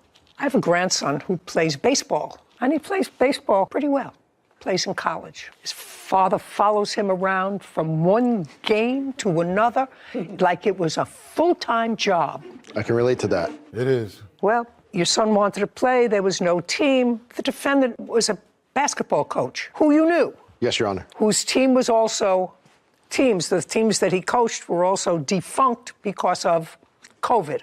So far, correct, Mr. Senior? Yes, ma'am. So at some point, you approached him and said, I'd love to start up this team again because I would like my son to play ball. He wants to play ball, and nobody else is doing it that I know of. What would it take to restart a team that could be part of a league or play other teams? You know. Yeah, you're right. You know. Yeah. Is that close? Yeah. You're close. You're close. Yes. Close enough. Yeah. Yes. Perfect. So you talked about an amount, and Mr. Senior said, I can start the team up for $8,500. Yes, ma'am. You, who wanted desperately for your son to play ball his senior year, said, I'm going to give you the money. You gave him $8,500. So far, correct? $8,200. It's $8,500, Your Honor. I have the check right here if you'd like it. Okay. If you have the check, cash it. So it's $8,500. The team only played one game or one tournament? No, it was actually four tournaments in total for that season that we played. And how many are you supposed to play? We had planned on 6 in total. 1 would be out of state or far away. No. How many games were supposed to be played by your son's team being coached by the defendant? So a tournament could have 3 games. And that takes over the course of a weekend, a Saturday and a Sunday. So a tournament could be 3 games. A tournament is 3 games. Could be 4 as well if you're successful. Okay, so you were supposed to have 4 tournaments? We were supposed to have 6 tournaments, and we did have 4. Okay, so you played most of the games? Yes. And then the team was disbanded? Yes. For whatever reason, may or may not be relevant. So how much money do you want back?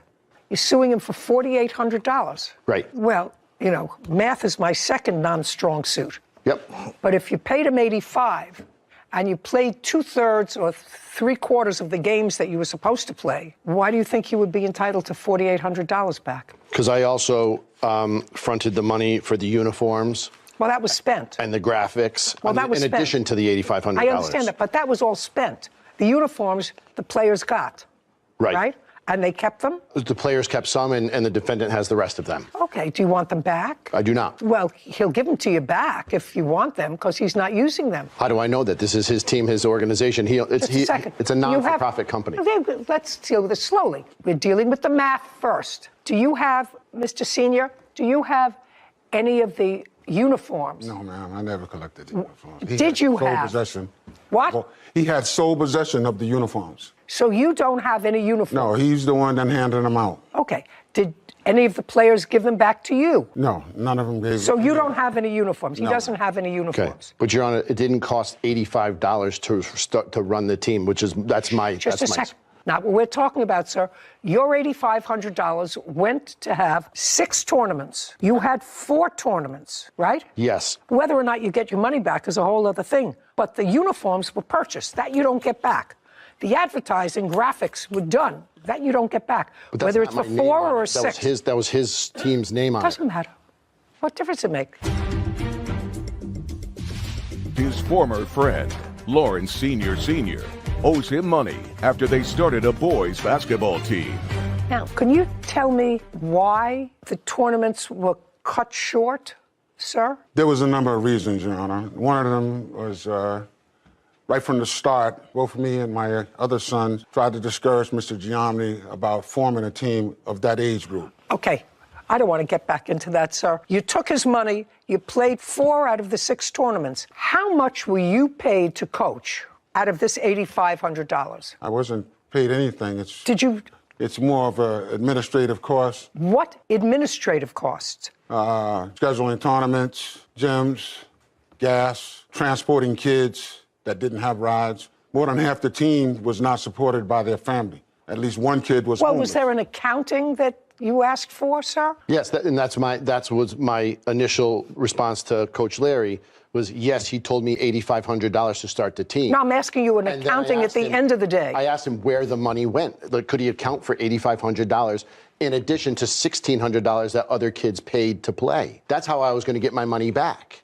It wasn't just, I'm going to give you the money and you go do with it what you want. He told me it was $8,500 to start the team and I would get my money back. Oh, from what source? The kids pay to join the team. Okay. How many people were on the team? We had as many as 14, maybe 16 come through. To tryouts.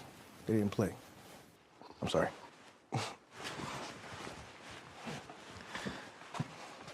How you doing, Your Honor? How am I doing? I've been better. You're his son? Yeah, I actually run the program yes. with him. Yes. Okay, good. So how many young men were playing basketball? On the team that you're talking about that's in question, I believe there was as many as 10 to 12 that actually came. The numbers vary because we're talking about 18-year-old children that come and go as they please. They don't really want to be that. 18-year-olds are maybe children to their parents. They're not 18-year-old children. When it comes to this, then Well, the when it comes- responsibility part, yeah. I don't know. I'm old, I guess. They're children to me still.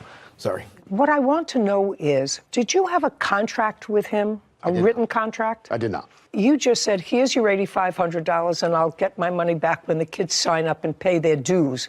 How much do they pay each to join the team? Coach Larry set that number at $600 per player. Is that correct? Yes, ma'am. Can we tell you where that number comes from?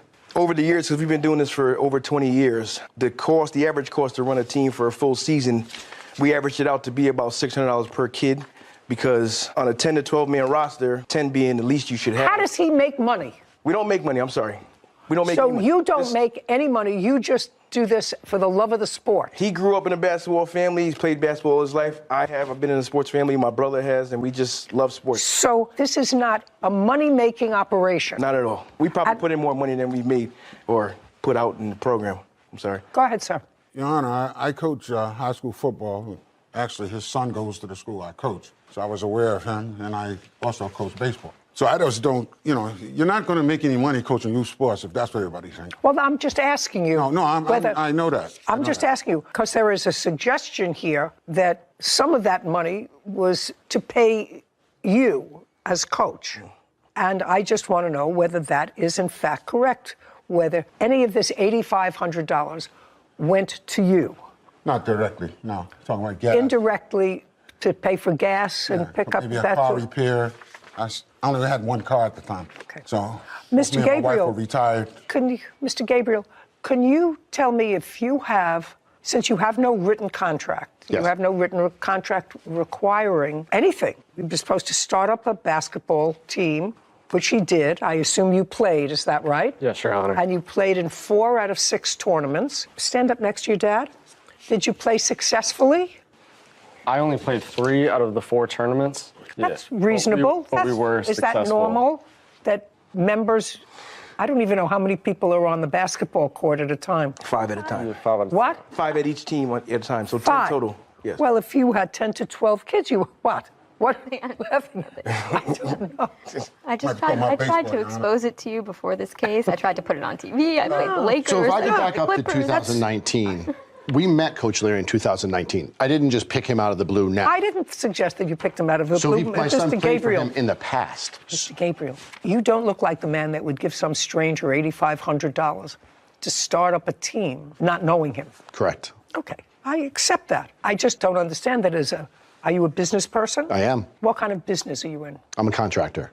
Well, if you're a contractor, Yes. that I know.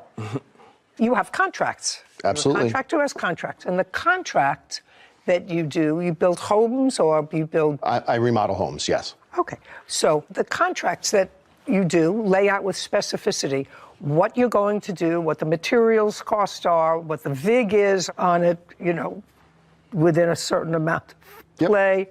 But it lays out everything that you're going to do. You're turning over $8,500 to the defendant, and there is nothing in there that suggests that with any specificity what he has to do to comply. He had to start a team, which he did, right? Had to start a team, which he did, where your son played. Yes. Which he did. There were supposedly 6 tournaments, out of which 4 were successfully played, and your son played in 3 of them, right? Yes, Your Honor. So you should have been happy. Somebody got a chance to see him. Did anybody give you a basketball scholarship? I do play Division III basketball in Brooklyn. Good for you. There you go. Did somebody find you at one of these games? No. How were you recruited? I did multiple showcases, and I won in Connecticut in particular. He's a good player, Your Honor. He's a good player. And so I was found through showcases that I did by my own. Okay. But you played.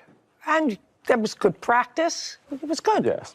I don't know why it was disbanded after 4 tournaments. Do you? Do you? Yes. There was multiple players who did not want to play anymore because they were verbally abused by the coach, and they just were fed up. And then there was other players that were let play for free, and people just thought that was unfair. What do you mean with not play for free? Explain that to me. That they were just let on the team without paying. Oh, so some people were disturbed that some people paid to play and some didn't. Yes, Your Honor. Do you have anything that requires that they pay in a contract? That would be Coach Larry that he does, and he passed out those to the kids. No, I'm asking you for your... He didn't put in $8,500, you did. Sin Gabriel is accusing his former friend, Lawrence Sr., of owing him money after their boys' basketball team ended. Go ahead, sir. I put the money to the team. He runs the team. I can't tell him how to run his team. No, would you have a contract, sir, that tells you what your $8,500 was to be used for, and the expectation that you were going to get that money returned to you via fees that were paid to each individual player. That has to be it. And in the event that they don't pay, who's going to pay? Well, I do have a text message from the defendant saying, I did not use all the money. It did not cost $8,500, Okay, and I will pay you back. That's what I would like to see, because it was disbanded for whatever reason. All your reasons, sir, are hearsay. What is your first name? Gianni. Gianni, the reasons are hearsay. Why people left, they didn't like to be yelled at, they didn't like some people. That's all stuff that I can't process as a jurist in my head. All I know is this is a contract case. So now he paid $8,500, and did you, Mr. Senior, at some point say the $8,500 hasn't been all used up, and I'll give you back some of the money? No, I didn't. Okay. And this is also a text message saying he used it for his mortgage and that he agreed to pay me $400 a month to pay back the money. Coach, fees to catch up on my mortgage, use some fees to catch up on my mortgage, at least $1,500. And between operating costs, there is roughly $2,400 left. Correct. Oh, that's what you wrote to him. Yeah, and I was willing to give him the money that the kids had paid up front. No. There is roughly not the money that the kids paid up front, sir. You say to him in your text, after this was all over, because I assume that this is all over after the team was disbanded, there is roughly $2,400 left. So I'm going to have to work out sort of a payment arrangement, if you don't mind, which means you didn't have the money, but it was left over and you spent it on something else. And it's here, it says, use some fees to catch up on my mortgage. I assume that's your home mortgage. Correct, after the season was over. Well, you can't do that. You can't do that, sir. Do you understand? Okay, well, this acknowledges several things. It acknowledges that he used $1,500 to catch up on his mortgage, right? Mm-hmm. And that, according to you and according to your son, whether or not you took a fee for yourself, paying your home mortgage is a fee. Do you understand that, sir? I do. All righty. So I sure do. You sure do. So $1,500, did you pay him back the $1,500? No, because at that point... No, the answer is no. And you said even after the $1,500 that you used to pay your home mortgage, there was still $2,400 left. That's what you said in here. That's a yes. Yes, ma'am. Well, then you add 24 and 15 is 009 is $3,900. Yes. Even my rudimentary math suggests to me that that is a correct number. Well, that's minimally what you owe him, your mortgage payment and the $2,400 left. You're suing him for $4,800. Right. This acknowledges $39. Absolutely. Prove to me any more. So I went back to Mr. Senior and I said, I didn't necessarily believe that it cost $5,500 to run the team. I said, so therefore, you owe me $5,000. I said, you need to either get a loan and pay me back, or he said, I can't get a loan. I can give you $400 a month. I'd like to see the exchange. I said, if you're going to give I'd like to see the exchange. Just because you said, I think it's $5,000. And this is where he says, I'd like to pay you back.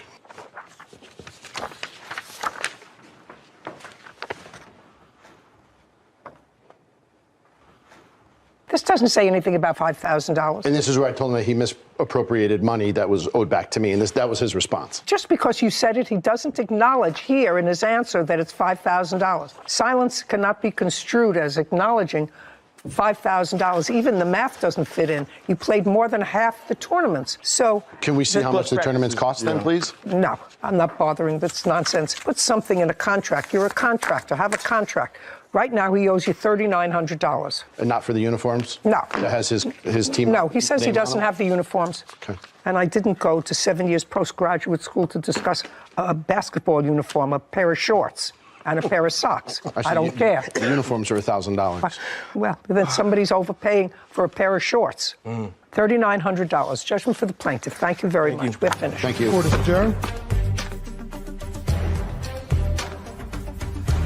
I think it was unfair. I'm glad she ruled somewhat in my favor. Because he sponsored a team.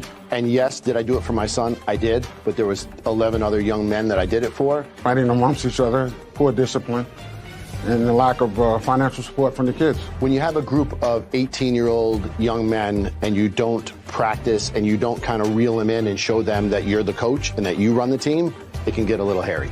It is what it is. I did what I did for these young men. Sometimes it works out and sometimes it doesn't. Me and Jason's are friends. I don't think this is a deterrent. Always have contracts. Okay.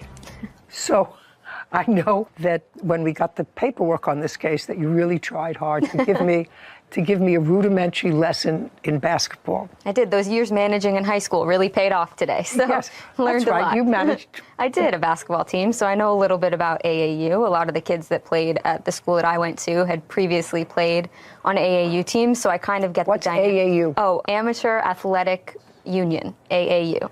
I never would have figured that. Me neither. So they played on a lot of AAU teams before coming to high school, so I know a little bit about the structure.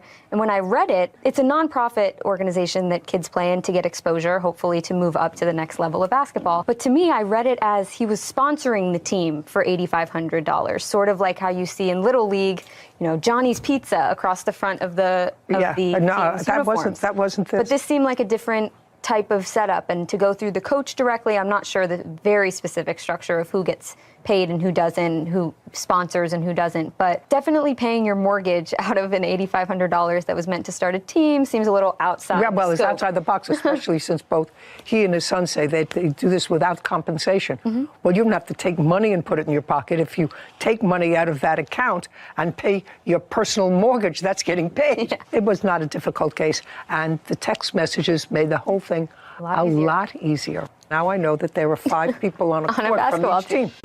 Ryan Hastings is suing his former roommates, Peyton Kammer, for security deposits, personal belongings, and filing a false restraining order. Mr. Hastings, you and the defendant were roommates? I'm not quite understanding. Yes, correct. Clearly, whether you were roommates or in a relationship. What was it? It was just roommates. When did you start to be roommates? In September of 2020. Did you know each other before? Yes. How? We were just friends that met at a party and hung out often. Starting when? That was in December of 2019. And what made you decide to room together? We were both looking for a place to live, so since we both needed that, we found this apartment together. 2 bedrooms? Correct. And you moved in with animals, Correct. I understand from the complaint. Correct. Cats? Yes. How many? I had 2. I had 2. I didn't ask you anything yet. You had 2. And Miss Kammer had 2. Any other animals? No. So you started to live together during COVID. Correct. Were you working? Yes. Was Miss Kammer working? Yes. What was the rent on the apartment? It was $13.65. And you each paid half. Correct. So far, correct? Was everything okay in 2020? September, October, November, December? As far as rent? No, as far as the living arrangement. Oh, in 2020, yeah, we just had many squabbles, but overall, we were just fine. I'm going to ask you the same question. In 2020, everything okay? No. What happened in 2020? It was emotional warfare since I moved in with him. There was arguments with everything, even simple things like cleaning the dishes, just nonstop. I was terrified of him living with him. I couldn't bring anything up without it being an argument. Okay, so prior to moving in with Mr. Hastings, where did you live? With my parents. How old are you? I'm 21. Is this the first time you had an apartment? Yes. And how far away were your parents from this apartment? Probably like 10 minutes. If you were terrified, you should have moved home. I wasn't allowed to. You weren't allowed to because? Because I wasn't allowed to live with my dad and stepmom because they moved into a 55 and over neighborhood. When? If you tell the truth, you don't have to have a good memory. They moved in a little after I moved into my apartment. I moved into my apartment to prepare for them moving out. I just don't want to hear drama. If you had fights over who's going to clean the dishes, I don't want to hear terrified, unless you're terrified. And if you're terrified and you're 21 years old, you go back to where you came from, to your parents' house. If you're terrified, may not have liked it, but that's just kid drama. So, squabbles in 2020. Your lawsuit says that she disposed of your belongings. She filed a restraining order. Yes. As a result of the restraining order, you were evicted from the apartment. Yes. It was a false restraining order. You hired a lawyer to appeal the finding of the judge. Yes. That you had harassed her because this restraining order was based on harassment. Yes. May I see a copy of it, please? I have a copy of the restraining order. Of the order or what it was based on? It said it has the whole thing. It says what it was based on. Yeah, I see what she has. It doesn't look like it was what it was based on. You do a write-up of what it was based on. On the front page, in a little box, it has a little description of what happened. Okay. So the judge who heard this case, and I'm assuming everything in this write-up is true. On the above date, which was the 7th of September 2021, on the above date and time, defendant and the plaintiff engaged in a verbal argument over household chores. The defendant then made comments to the plaintiff that he would go crazy on her and raised his fist. The defendant stated this multiple times and started shaking in anger, causing the plaintiff to be in fear for her life. And you had a hearing on this? Yes. You had a hearing on this. You told this to a judge? Yes. Yes. I want you to tell me what you told the judge, or did you tell the judge anything? I told the judge that I was raising my voice, but I was standing a good amount of distance away from her at the time, and that I was shaking because I wasn't being listened to, and that was it. There was no physical interaction there, only verbal interaction. His former roommate, Peyton Kammer, owes for a security deposit and personal belongings. Peyton is countersuing for rent and emotional distress. Now, tell me, did the judge say to you, how would you describe shaking in anger because you weren't being listened to? Can you repeat that question? I don't know how you were shaking. You mean you... I was shaking as in I was shaking just because I was angry. I wasn't being listened to. I was trying to keep my composure. So I was just shaking. Well, that would frighten me. Actually, I don't know whether I'd put you out of your house, but that would frighten me. Mr. Hastings, where are you living now? I just moved into a new apartment. With whom? Myself. Better? Yes, and my cats. Perfect. Yourself and your cats. Great.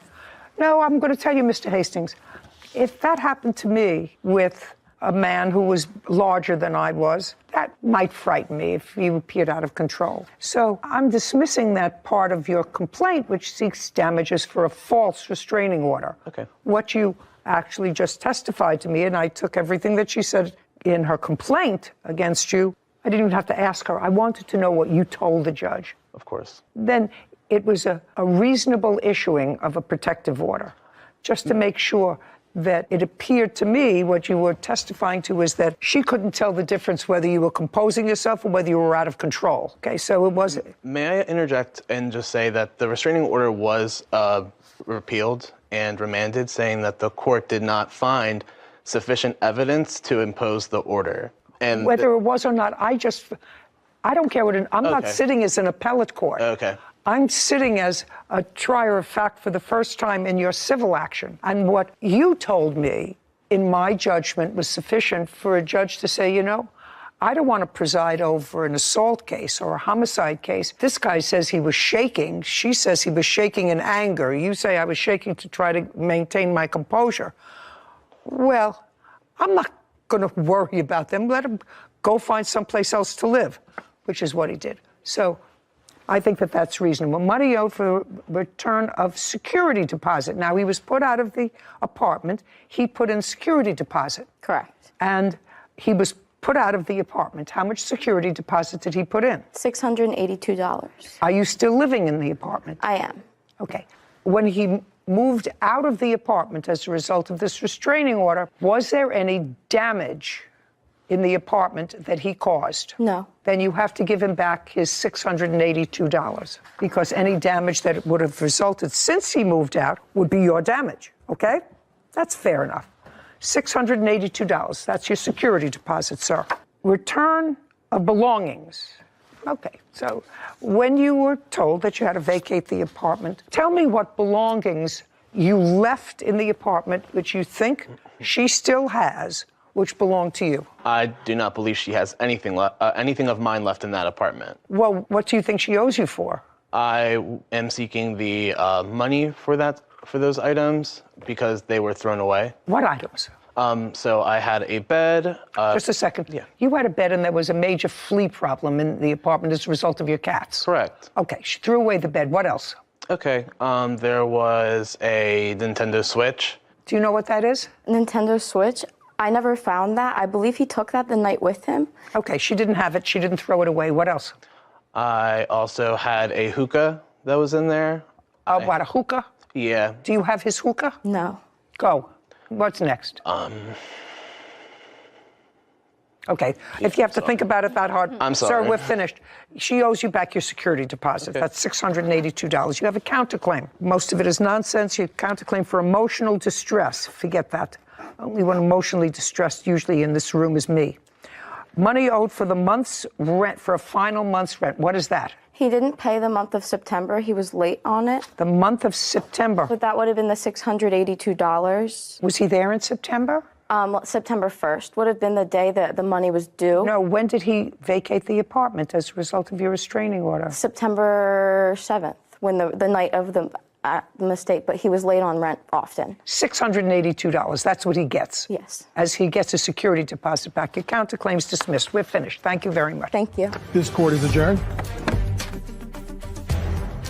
I don't really disagree with anything. Everything went perfectly the way I would have hoped it went. I'm glad I got my security deposit back, but I could have definitely been compensated for the items that I lost. I mean, he got a little money out of it, but way less than he thought he would. It's a good day. Sometimes I can get anxious, but I would not hurt anybody physically. I hope he gets some help. Me and my cats are the best trio. You know, I remember from a very early period in my life when I started college that I wasn't really good at having a roommate. I think you must have passed that on to me. I did, especially one that you don't love. You know, it's hard enough to live with somebody that you love. You know, get irritated. You know, she said they fought over dishes and not doing the dishes. Well, you know, you've lived with us, so, you know, I have that argument all the time. But I love him. Yeah. It's very hard to deal with somebody schmutz that you don't love. Got to be careful and pick someone you really think and cross your fingers and toes. Actually, Sarah, I don't think you should pick anybody. I think that what you should do, if you can, is live in a shoebox by yourself, if that's all you can afford. Yeah. You know how many roommate cases we've done just in the last couple of years? All with stress and aggravation intertwined immensely. Immensely, and that's without romance involved. I mean, this young man, who looks like a perfectly reasonable young man and very honest, said he told the judge that he was shaking. I said, well, describe to me what you were doing. And he shook. And I would say that's that's a little crazy. out there. She was getting under his skin. There's no question she was getting under his skin. Middle of COVID, you everyone's could, inside. You could tell she was getting under his skin. She was terrified. You know, she's 21 years old. Yeah, a little dramatic. Anyway, I think it ended okay. Dean Miller is suing vehicle owner Robert Pena for damage after his 17-year-old son hit Dean's car. Court come to order. All rise. Have a seat, please. Hello, Judge. Case 2076, Miller versus Pena. Thank you. You're welcome. Mr. Pena, is that your son? Yes, it is. The one who was driving the car? Yes. Okay, good. You stand up next to your father. Mr. Miller, is your claim that the defendant's son hit your car that was parked in a parking lot? Yes, Your Honor. And it was parked in the parking lot of a high school? Yes, Your Honor. Do you work in that high school? Yes. As what? I'm a teacher. What do you teach? I teach what's called on-site continuation. It's a continuation classroom for 10th through 12th grade students. Do you go to that school? Yes, Your Honor. Okay. On what date did you park your car when you allege it was hit? I was on March 8th, Your Honor. You were in school that day. Yes, Your Honor. Now, you should know that in reviewing this case, Mr. Miller, because he was not there when his car was hit. Correct. Correct? And so he alleges that it was you who hit his car and then left the scene. Your father said it was not you who hit his car, and there's no proof that it was you who hit his car. That's what your father said. Before you answer my questions, I'm going to tell you that Mr. Miller has a video that he says was taken by school cameras that were zoned onto the parking lot that demonstrates that you actually did hit his car and leave. Do you understand? Yes, Your Honor. So now we're going to go back to March 8th, and you're going to tell me what happened with Mr. Miller's car. So I drive myself to school every day, or at the time I was driving myself to school because that was my only way of getting to school. Did you have a driver's license? At the time, no, I did not have a driver's So you were driving a car without a driver's license. Yes, Your Honor. And what kind of a car were you driving? It was a 1991 Camaro. Where did you get the car from? Me and my dad had gone off the street. It was a project car. How old are you? 17. Did you try to take a driving test? Yes. When? Back when I had turned 17, actually, in February of last year. And you didn't pass it? No. Did you take the written test? No. What did you take in February? The practical test. Just the practical test, the driving test? Yes. And you failed that? Yes. So despite the fact that you failed that, you drove the car, and your father knew that you were driving the car without a license? That's a yes or a no? Yes. Was there insurance on this car, Mr. Pena? No, there wasn't. So no insurance, no license. So far, not good parenting. You understand that, Mr. Pena? Yes. Great. Okay, so you drove yourself to school and? There's a parking lot that all the students, teachers, anyone who goes to school, really, they can park Yes, nobody suggests you were trespassing in a place that you weren't supposed to be. Yeah, so every morning I would park in... Not everyone, look at me.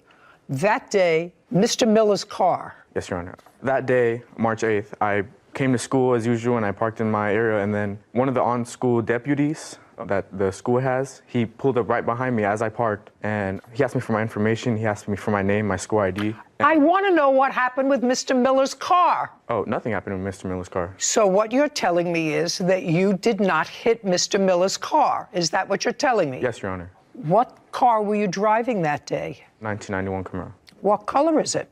Red. How long have you been going to that school? It's my 4th year going. How many other people drive a 1991 Camaro? Red. Nobody. Nobody. And so I'm going to watch this video. Sarah, do we have the video? I have it. So, Mm-hmm. wait, you'll see it. Okay. You had a truck. Yes, ma'am. Okay. Okay. So there's no question you hit the truck. Do you want me to show you the video? No, Your Honor. Well, if you don't want to see the video, that's because you told me a lie. Oh, yes, I'd like to see the video. Absolutely. Going to watch very carefully, you pulling into a spot and the truck moved as you were pulling in. Have they shown you the video, Mr. Pena? They showed me a different version of that video. Well, I've just seen the version that I saw. Got it? Yes, Your Honor. Saw the truck move, did you? Yes, it did. When you were pulling in next to it? Yes, I was. When you were pulling in next to it? So that didn't happen because there was an earthquake. That happened because you hit the truck. Yes, Your Honor. Fine. Now we understand each other, Mr. Pena? Yes. Great. That's a yes. Okay. Can I see pictures of your truck, please, and the estimate to repair it? Yes, Your Honor.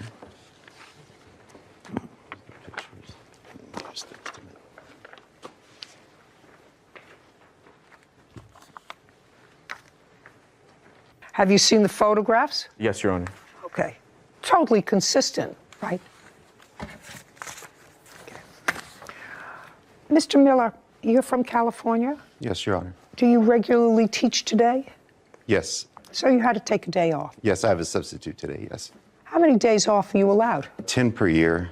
I've accumulated quite a few because I don't take many days off. You get paid for those days? I get compensated because I have sick days or personal necessity days. The reason I'm asking you these questions, Mr. Miller, because it's no question that you are entitled to have your car fixed. But that's, to me, even though that's all you're requesting, I think the fact that Mr. Pena allowed his son to drive a car without insurance and without a license, not only without a license, but knowing that his son took a driving test the month before and failed it, which means that he was not a good driver.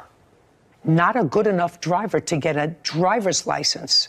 And I have a lot of people in my family that don't drive well, that I don't like to be in the car with. But they all have driver's licenses because they managed to pass a driving test. So I know that you are only requesting the $1,524, but I'm actually awarding you $2,500. Thank you. And that's for the aggravation of, instead of Mr. Pena saying to you, I'm sorry, my son hit your car, because either his son lied to him. Your Honor, can I say something? Either his son lied to him, or his son told him the truth, but he lied to me.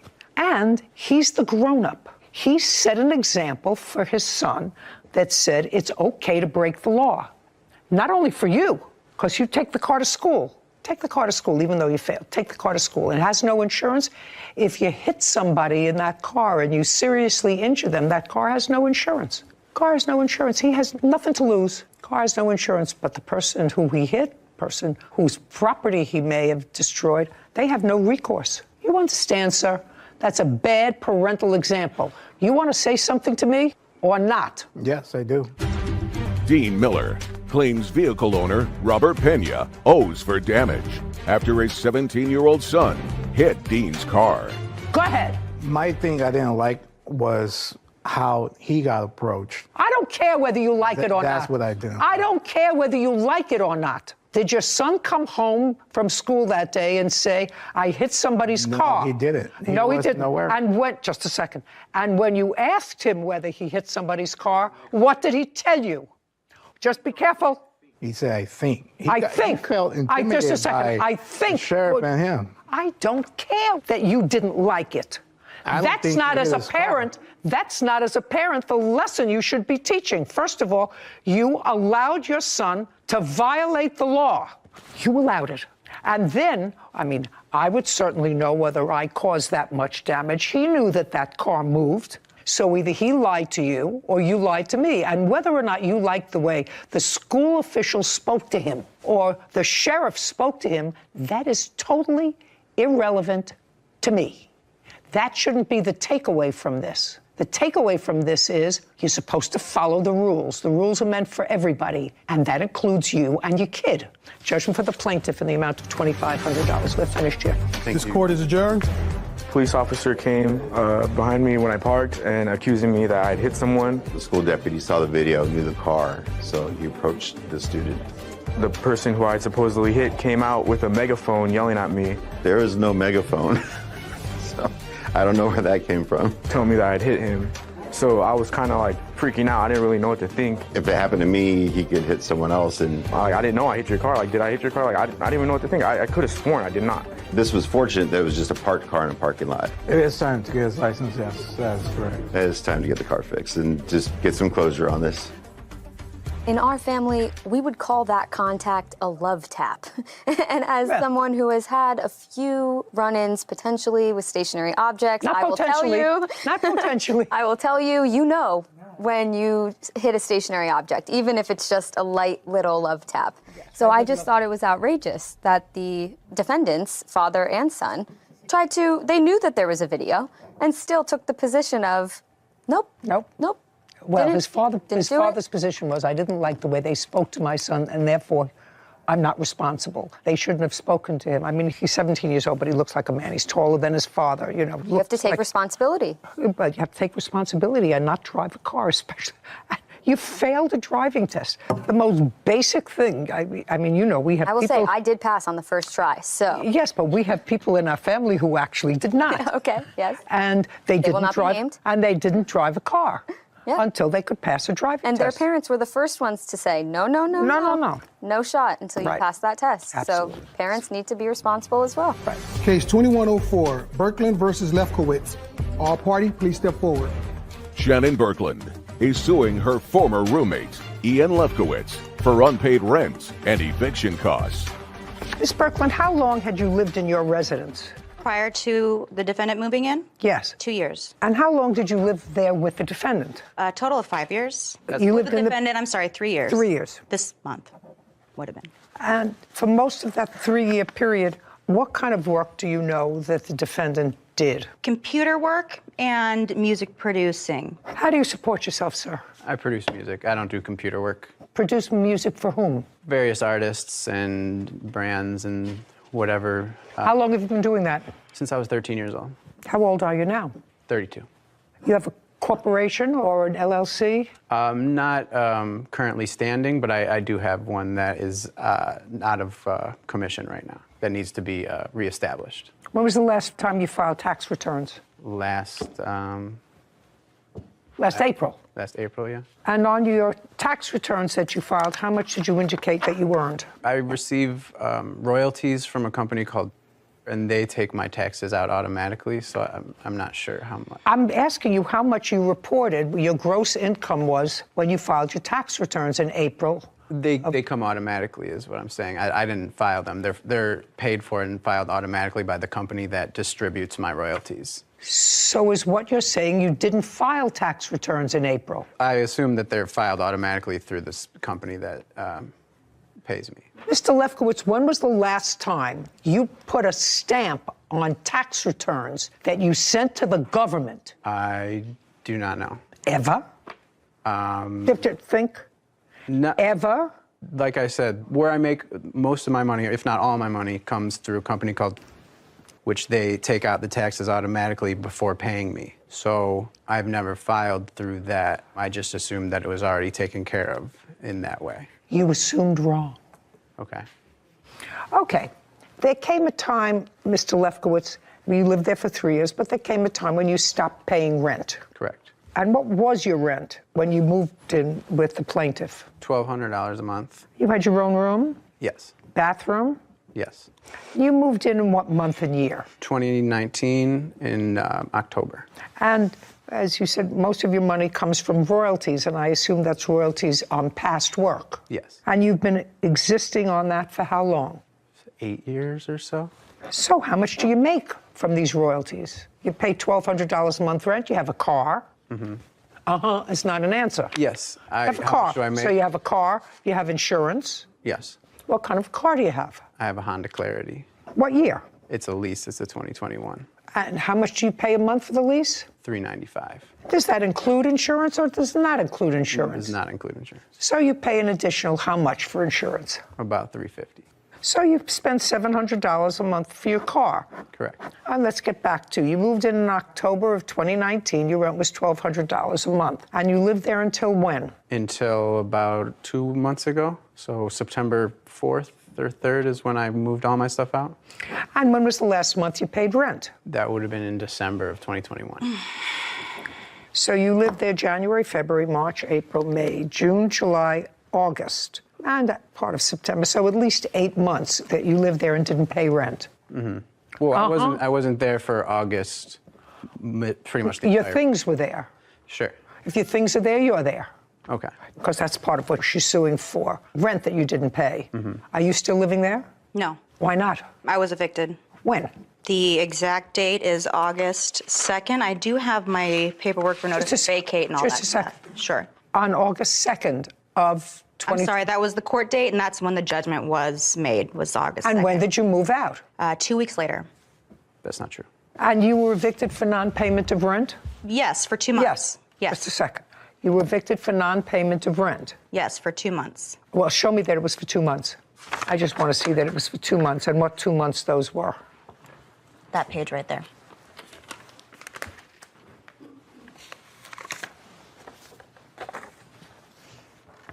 No, you didn't leave until, let's say, September 1st. That sounds more like it.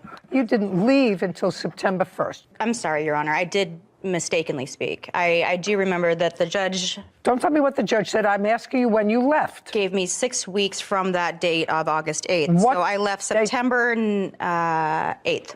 And you left at about the same time. I left prior, but I called my neighbor at... Just a second. Yeah. You left at about the same time. A few days before. Fine, that's at about the same time. She actually left after that.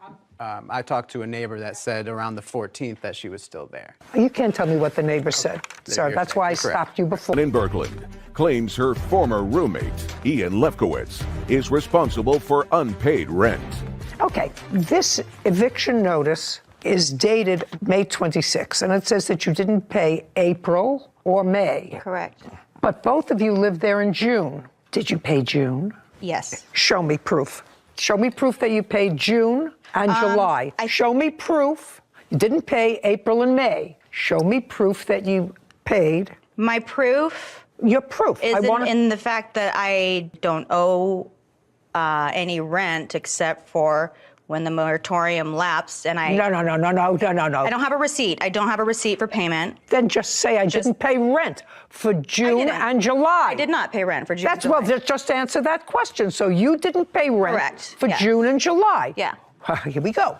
And you didn't pay for April, May, June, and July. I know you didn't pay for August. There's no question you didn't pay for August, and you were actually there in August, so you didn't pay for 5 months. I guess, yes. Okay, yes. And the reason that you didn't pay rent for those 5 months was what? I had spent all my savings on paying rent, and I had none left. I paid as much as I could supporting him. Just a second. The best I could, and I... What happened is you both sort of took advantage of this rent moratorium. Not true. Well, if you didn't pay rent for April, May, June, July, and August, what were you doing? Waiting for him to pay his rent because I couldn't afford to pay for any, my station. Just a second. Yeah. You didn't pay any rent. You didn't say to the landlord, I have a roommate. I can't take care of him.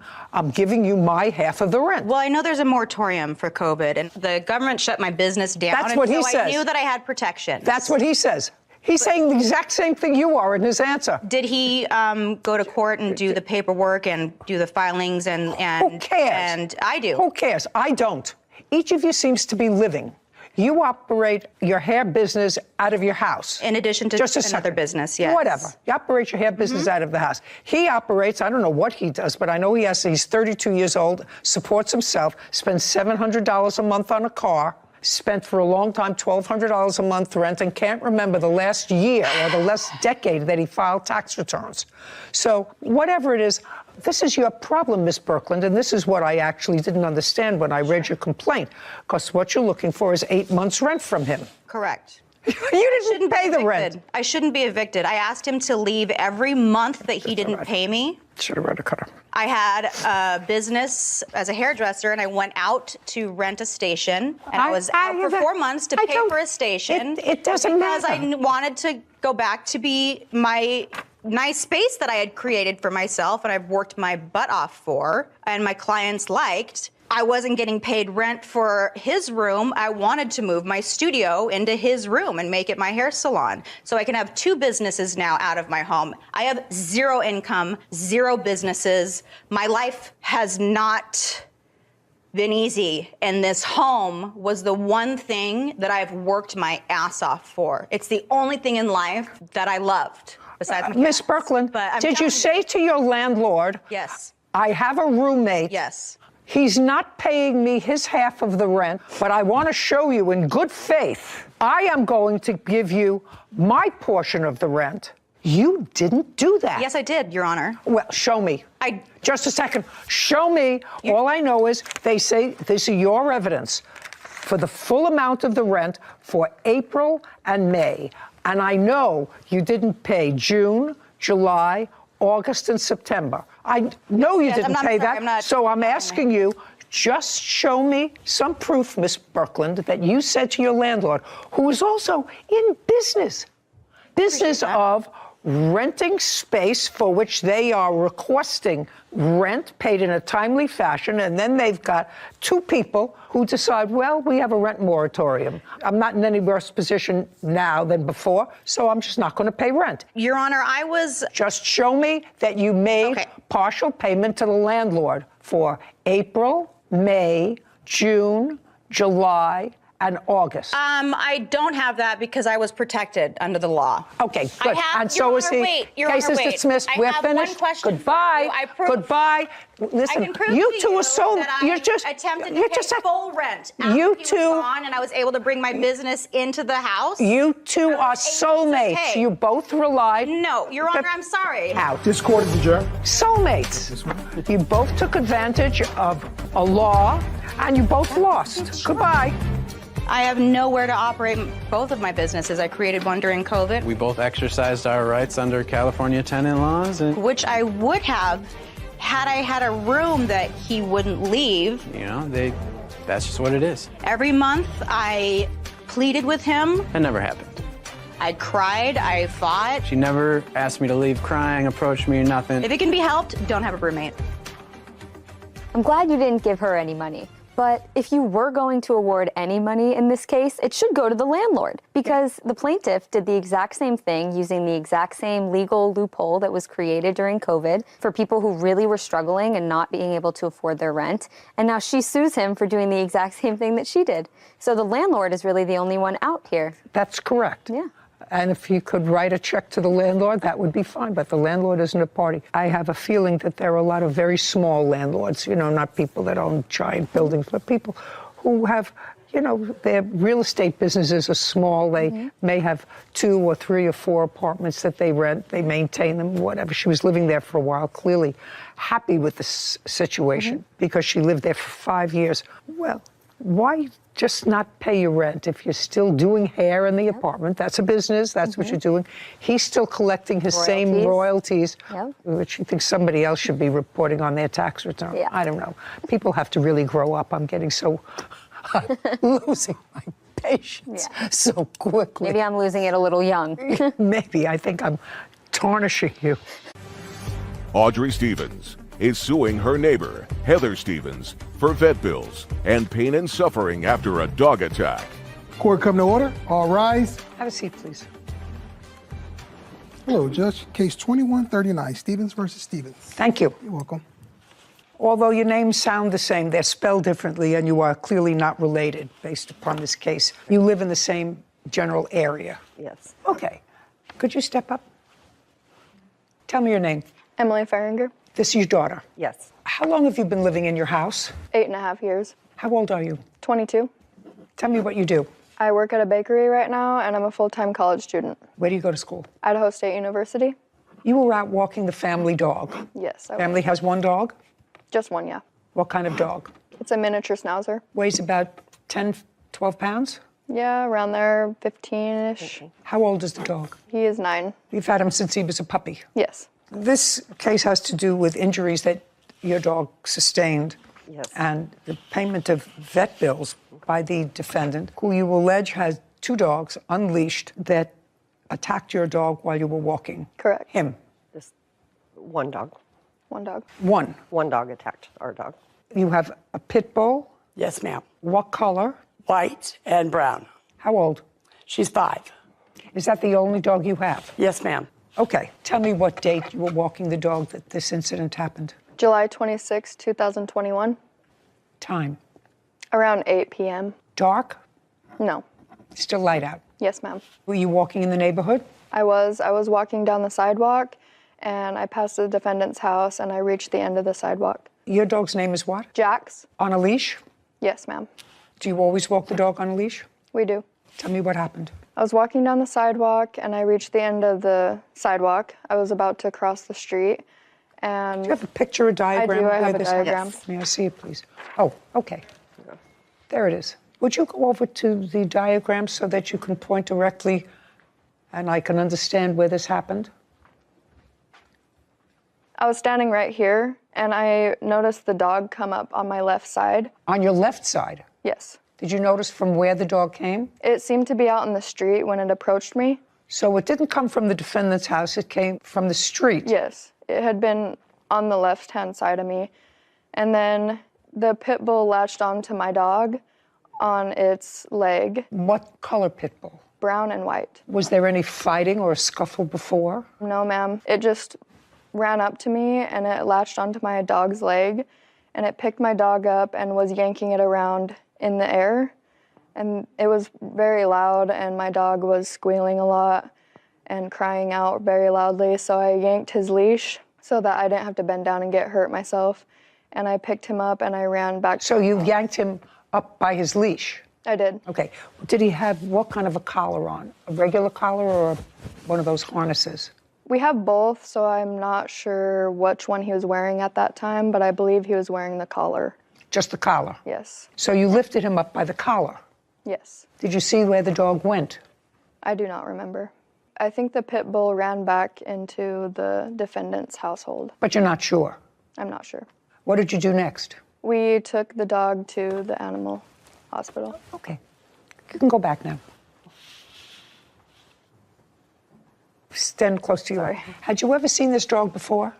I have. Where had you seen the dog before? I've seen the pit bull in multiple places around the neighborhood. I've seen it across... That same dog? Yes. I've seen it across the street in that across the street neighbor's yard, and I've also seen it in my yard, and it's also been next to my chain link fence before. Did you or you, Ms. Stevens, ever have a conversation with the defendant about the dog being unleashed? I have not spoken to her at all. For how long have you seen her unleashed dog out and about? Probably about 10 times. Have you ever said anything to your mother about seeing this dog outside? I have. Okay. I'm listening. Yes, ma'am. May I show you on the diagram? Thank you. Absolutely. Okay.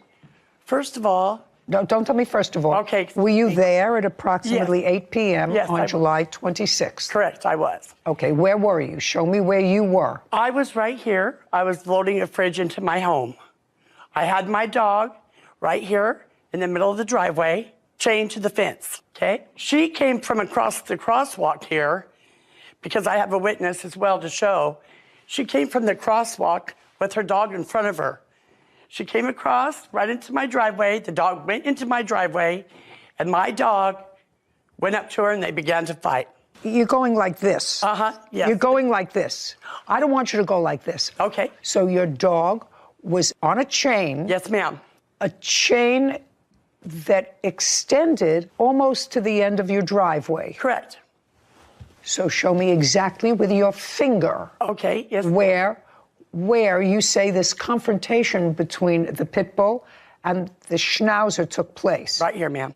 Well, you're pointing to about a foot. Well, now you keep moving your finger. Right here. Audrey Stevens claims her neighbor, Heather Stevens, owes for vet bills after her dog was injured by Heather's pit bull. Now you're moving your finger. So you're saying it's right at the end of your driveway. Yes, ma'am. Just a second. It was up further 5 seconds ago. Okay, Now my dog was right here, ma'am. Yeah. The fight occurred right here. Well, now your finger is at a different place, madam. I'm Well- just letting you know your finger moves up the driveway. Right, I'd say right here. Okay. Yes, ma'am. You know that I don't believe that. I know you don't believe that, You, Your Honor, but you that's know, what happened. you know that I don't believe that your dog hasn't been out and about in the neighborhood. Do you know that I don't believe that? I don't think she's lying to me that your dog's been out and about in the neighborhood. Unleashed. No, ma'am. I don't let my dog off a leash. We do have pictures of the dog as well, if you'd like to see those. Oh, do you? We Yes. You mean out and about? Yes. Oh, I'd like to see that. And this is after. Shh. Sorry. I don't care before or after. Yeah. She just said, I don't let my dog go out without a leash. Well, this is the injury.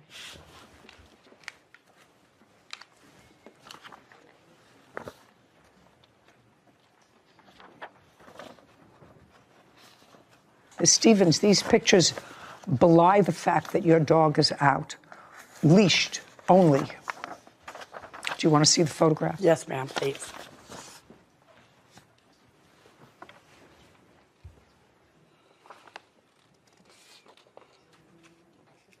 Yes, Your Honor, I do see that, but I was outside with my dog at that time. I don't care whether you were outside with your dog or not. You said your dog is never out without a leash. That's not true. That's not true. Were you a witness to this? Yes, ma'am. Be very careful. Do you understand? Yes, ma'am. Tell me your name. My name is Karen Brennan. Are you a neighbor? No, I am a friend. A friend of whose? Of Heather Stevens. Go ahead. Well, on that day. On what day? On July 26th, I was helping Heather with the fridge. With what? With the refrigerator. And I was approaching the driveway. Just a second. You were helping her with the refrigerator doing what? Bringing the dolly out so it can be moved. Bringing the dolly out from where? From the side of the house. And? And I looked over and I saw the little dog and it caught my eye. You saw what? The little dog. And it caught my eye because every time before, anytime I put the dog out, Miss Stevens' dog, that little dog, if it was in the backyard, would continually bark it. Just a second. Did you put the dog out that day? No, I did not that day. But I recognized the dog. So you did not put the dog out? No. That day? Not that day. Okay. What time did you get to Miss Stevens' house? Mid-afternoon. What's her dog's name? Lily. Was Lily chained to the fence all afternoon? When we were... Was Lily chained to the fence all afternoon? That's either a yes or a no. When you were there.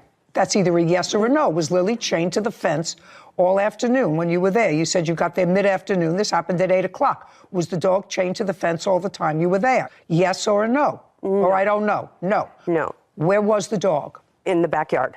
Until what time? Until around 7-ish or so. I don't know the exact time, but it was mid-evening. Okay. And what happened at that time when the dog was moved from the backyard outside of the backyard? Who moved the dog? We went to go get the refrigerator. No. Who moved the dog? Heather did. She took the dog from the backyard. Yes. Just a second. To the backyard, to the driveway, to the driveway, because that's where she pointed out that the dog was chained to the driveway fence. Yes. When we came back we went to go get the refrigerator. Just a minute. Well, you didn't tell me, so you left the house. Yes. What time did you leave the house? Mid-afternoon. It was like... What time? Approximately 4 or 5. Okay. And the dog at that time was where? With us in the vehicle. So you had the dog in the car. So the dog was in the backyard. Yes. And then from the backyard, the dog went with you in the car. Correct. And then what? And then we picked up the refrigerator, and we came back, and then she had chained her Okay, so from the car, the dog went to the fence, which is chained sort of midway up the fence, according to the defendant. Sort of midway up the driveway. Correct. Is where she chained the dog. Correct. Is that correct? Correct. Then where did you go?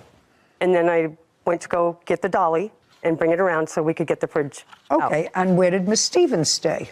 She was in the driveway. And it was when you were coming out of the backyard that you saw Miss Stevens in the driveway? Yes. And saw the little dog? Yes. She was in the driveway. Was she next to the dog?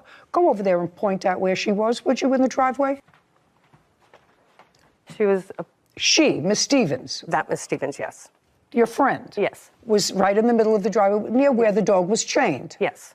And show me where the defendant's house is, because you had been in the house earlier that day. Point on that diagram where the house is. Right here. Where it says defendant. Yes. That's the whole house. And where's the front door? Right here. Up there. And where's the porch on the front door? Right there. Okay. Now, that's not where she was. She was in the driveway. Correct. Okay, now go back. Now I'm going to read to you what your friend Miss Stevens wrote and swore to in her answer. I was standing on the porch, maneuvering the fridge inside, and I saw a little dog sniffing around and walking up my driveway. She said she was on the porch. Well, she was back. That's where she said she was, on the porch. I know the plaintiff's dog is a barker since it has come to the backside of my property and barked at my dog through the fence. The dog walked all the way up the driveway to where my dog was. Now, you want to think back? Miss Stevens says she was standing on the porch. You were very certain she was standing mid-driveway right near her dog. Which one is it? Well, we were trying to maneuver the fridge, so we were back and forth. No. Which one is it? Was she on the porch, which is all the way at the other end? Yes. Or was she mid-driveway? Mid-driveway. She was mid-driveway. So Miss Stevens lied when she said she was on the porch. Audrey Stevens is accusing her neighbor, Heather Stevens, of losing control of her pit bull. Heather claims Audrey's dog ran onto her property. So Miss Stevens lied when she said she was on the porch. That's what she says in her answer. I was on the porch when this happened. You understand? Do you understand? Yes. Sit. Can I see your vet bills, please? Your Honor, I have a video of my dog. Can we present the video that I have brought? You mean for that day? Yes, ma'am. No, not for that day. No, not for that day, but just to show you that my dog is not vicious. Oh, what? That she likes to play with little dogs. Clearly not on this day. She didn't like to play with other dogs. That dog is constantly barking at my dog in the backyard, and that's the only. My dog loves dogs. I have obedient record. Miss Stevens. Yes. I want you to understand something. Yes, ma'am. Whether the schnauzer is a barker or not a barker, I told you, I didn't believe you when you told me that her dog was off leash. I didn't believe that. Either you or your witness lied. I don't know which one. So I'm going to have to assume it was your witness. Do you want me to assume it was your witness or you? So one of you lied. She says you were in a totally different place. She was coming out from the backyard. That's where she was. She had gone to get the dolly. You said you were maneuvering the refrigerator up on the porch. Yes, ma'am. Well, who is telling me the truth? You want to tell me? It was a very hectic day. It was a very hectic day. Yeah. And I have photographs of your dog, despite the fact that you tell me that your dog is never off leash, always on leash. I have 3 photographs taken 3 different times of your dog being off leash. Now, there's no question that your dog caused the injuries to the dog. This has been going on for over a year in court. They dismissed it in criminal court, and there's a reason why they dismissed it. Just a second. Yes. You're going to try to tell me why they dismissed the case in criminal court? You have a document. I mean, I understand that they filed a criminal case against you. There was a criminal case that was dismissed, Your Honor. That's okay. That has nothing to do with this civil proceeding. You know, somebody may not want to put you in jail because you let your pit bull roam around without a leash. Somebody may not want to put you in jail, but you are clearly responsible for this dog's injuries. You are. If you have a pit bull, and pit bulls can be dangerous dogs, they can turn on a dime and cause serious injury. Pit bull lovers, I don't want to hear from you. I've been going through it for 25 years. Some of them are nice. Some of them are not nice, but when they're not nice and they turn, they have configurations that can cause a great deal of injury. One killed a woman who was babysitting for it. I understand you. Understand. I believe, may I say something? I believe that a dog is how it was raised, okay? I've raised that dog from a baby.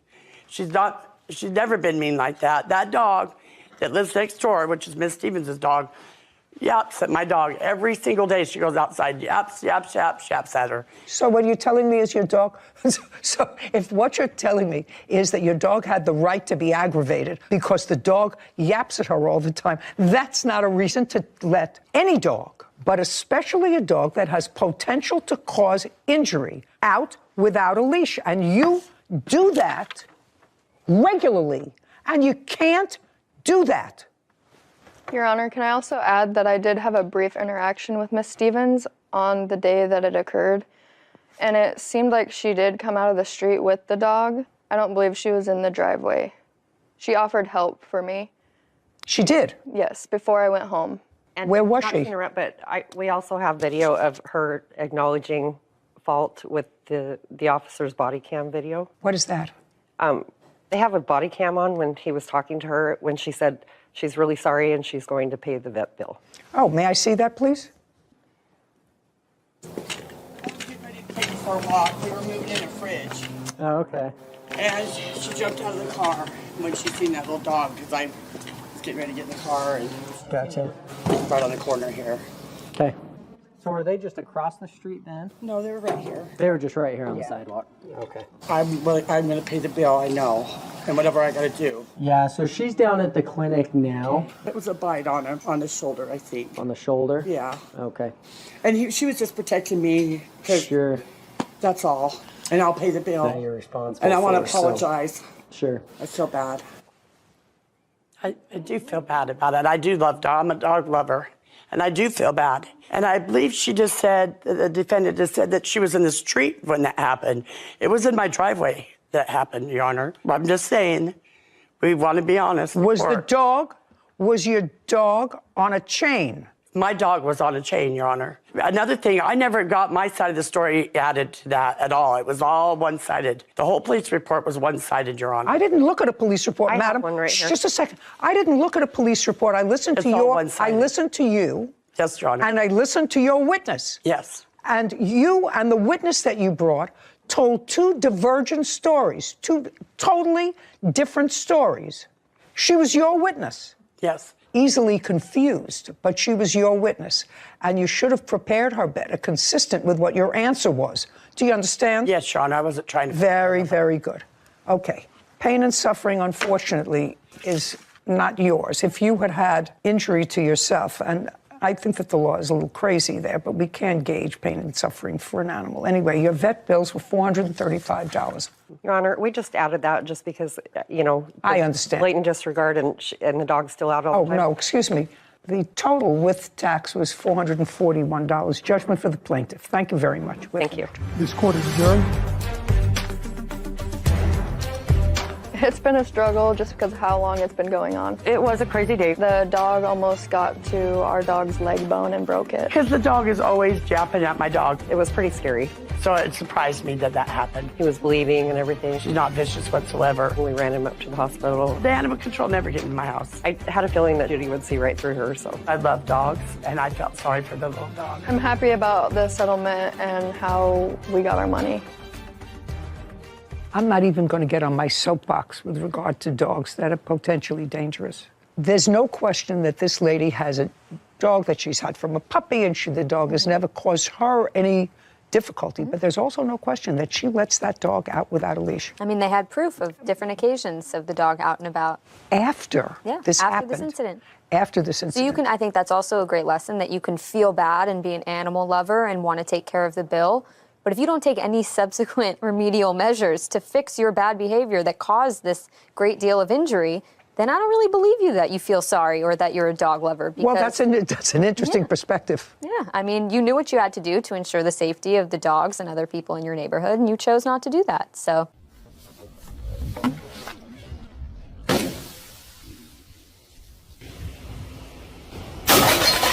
Oh.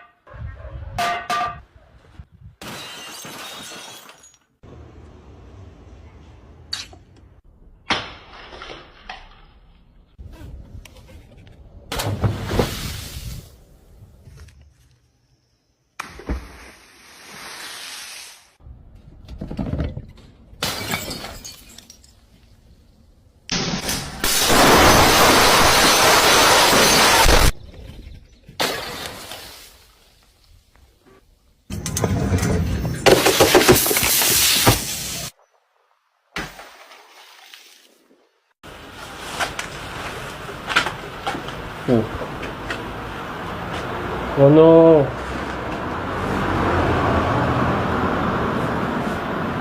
Oh.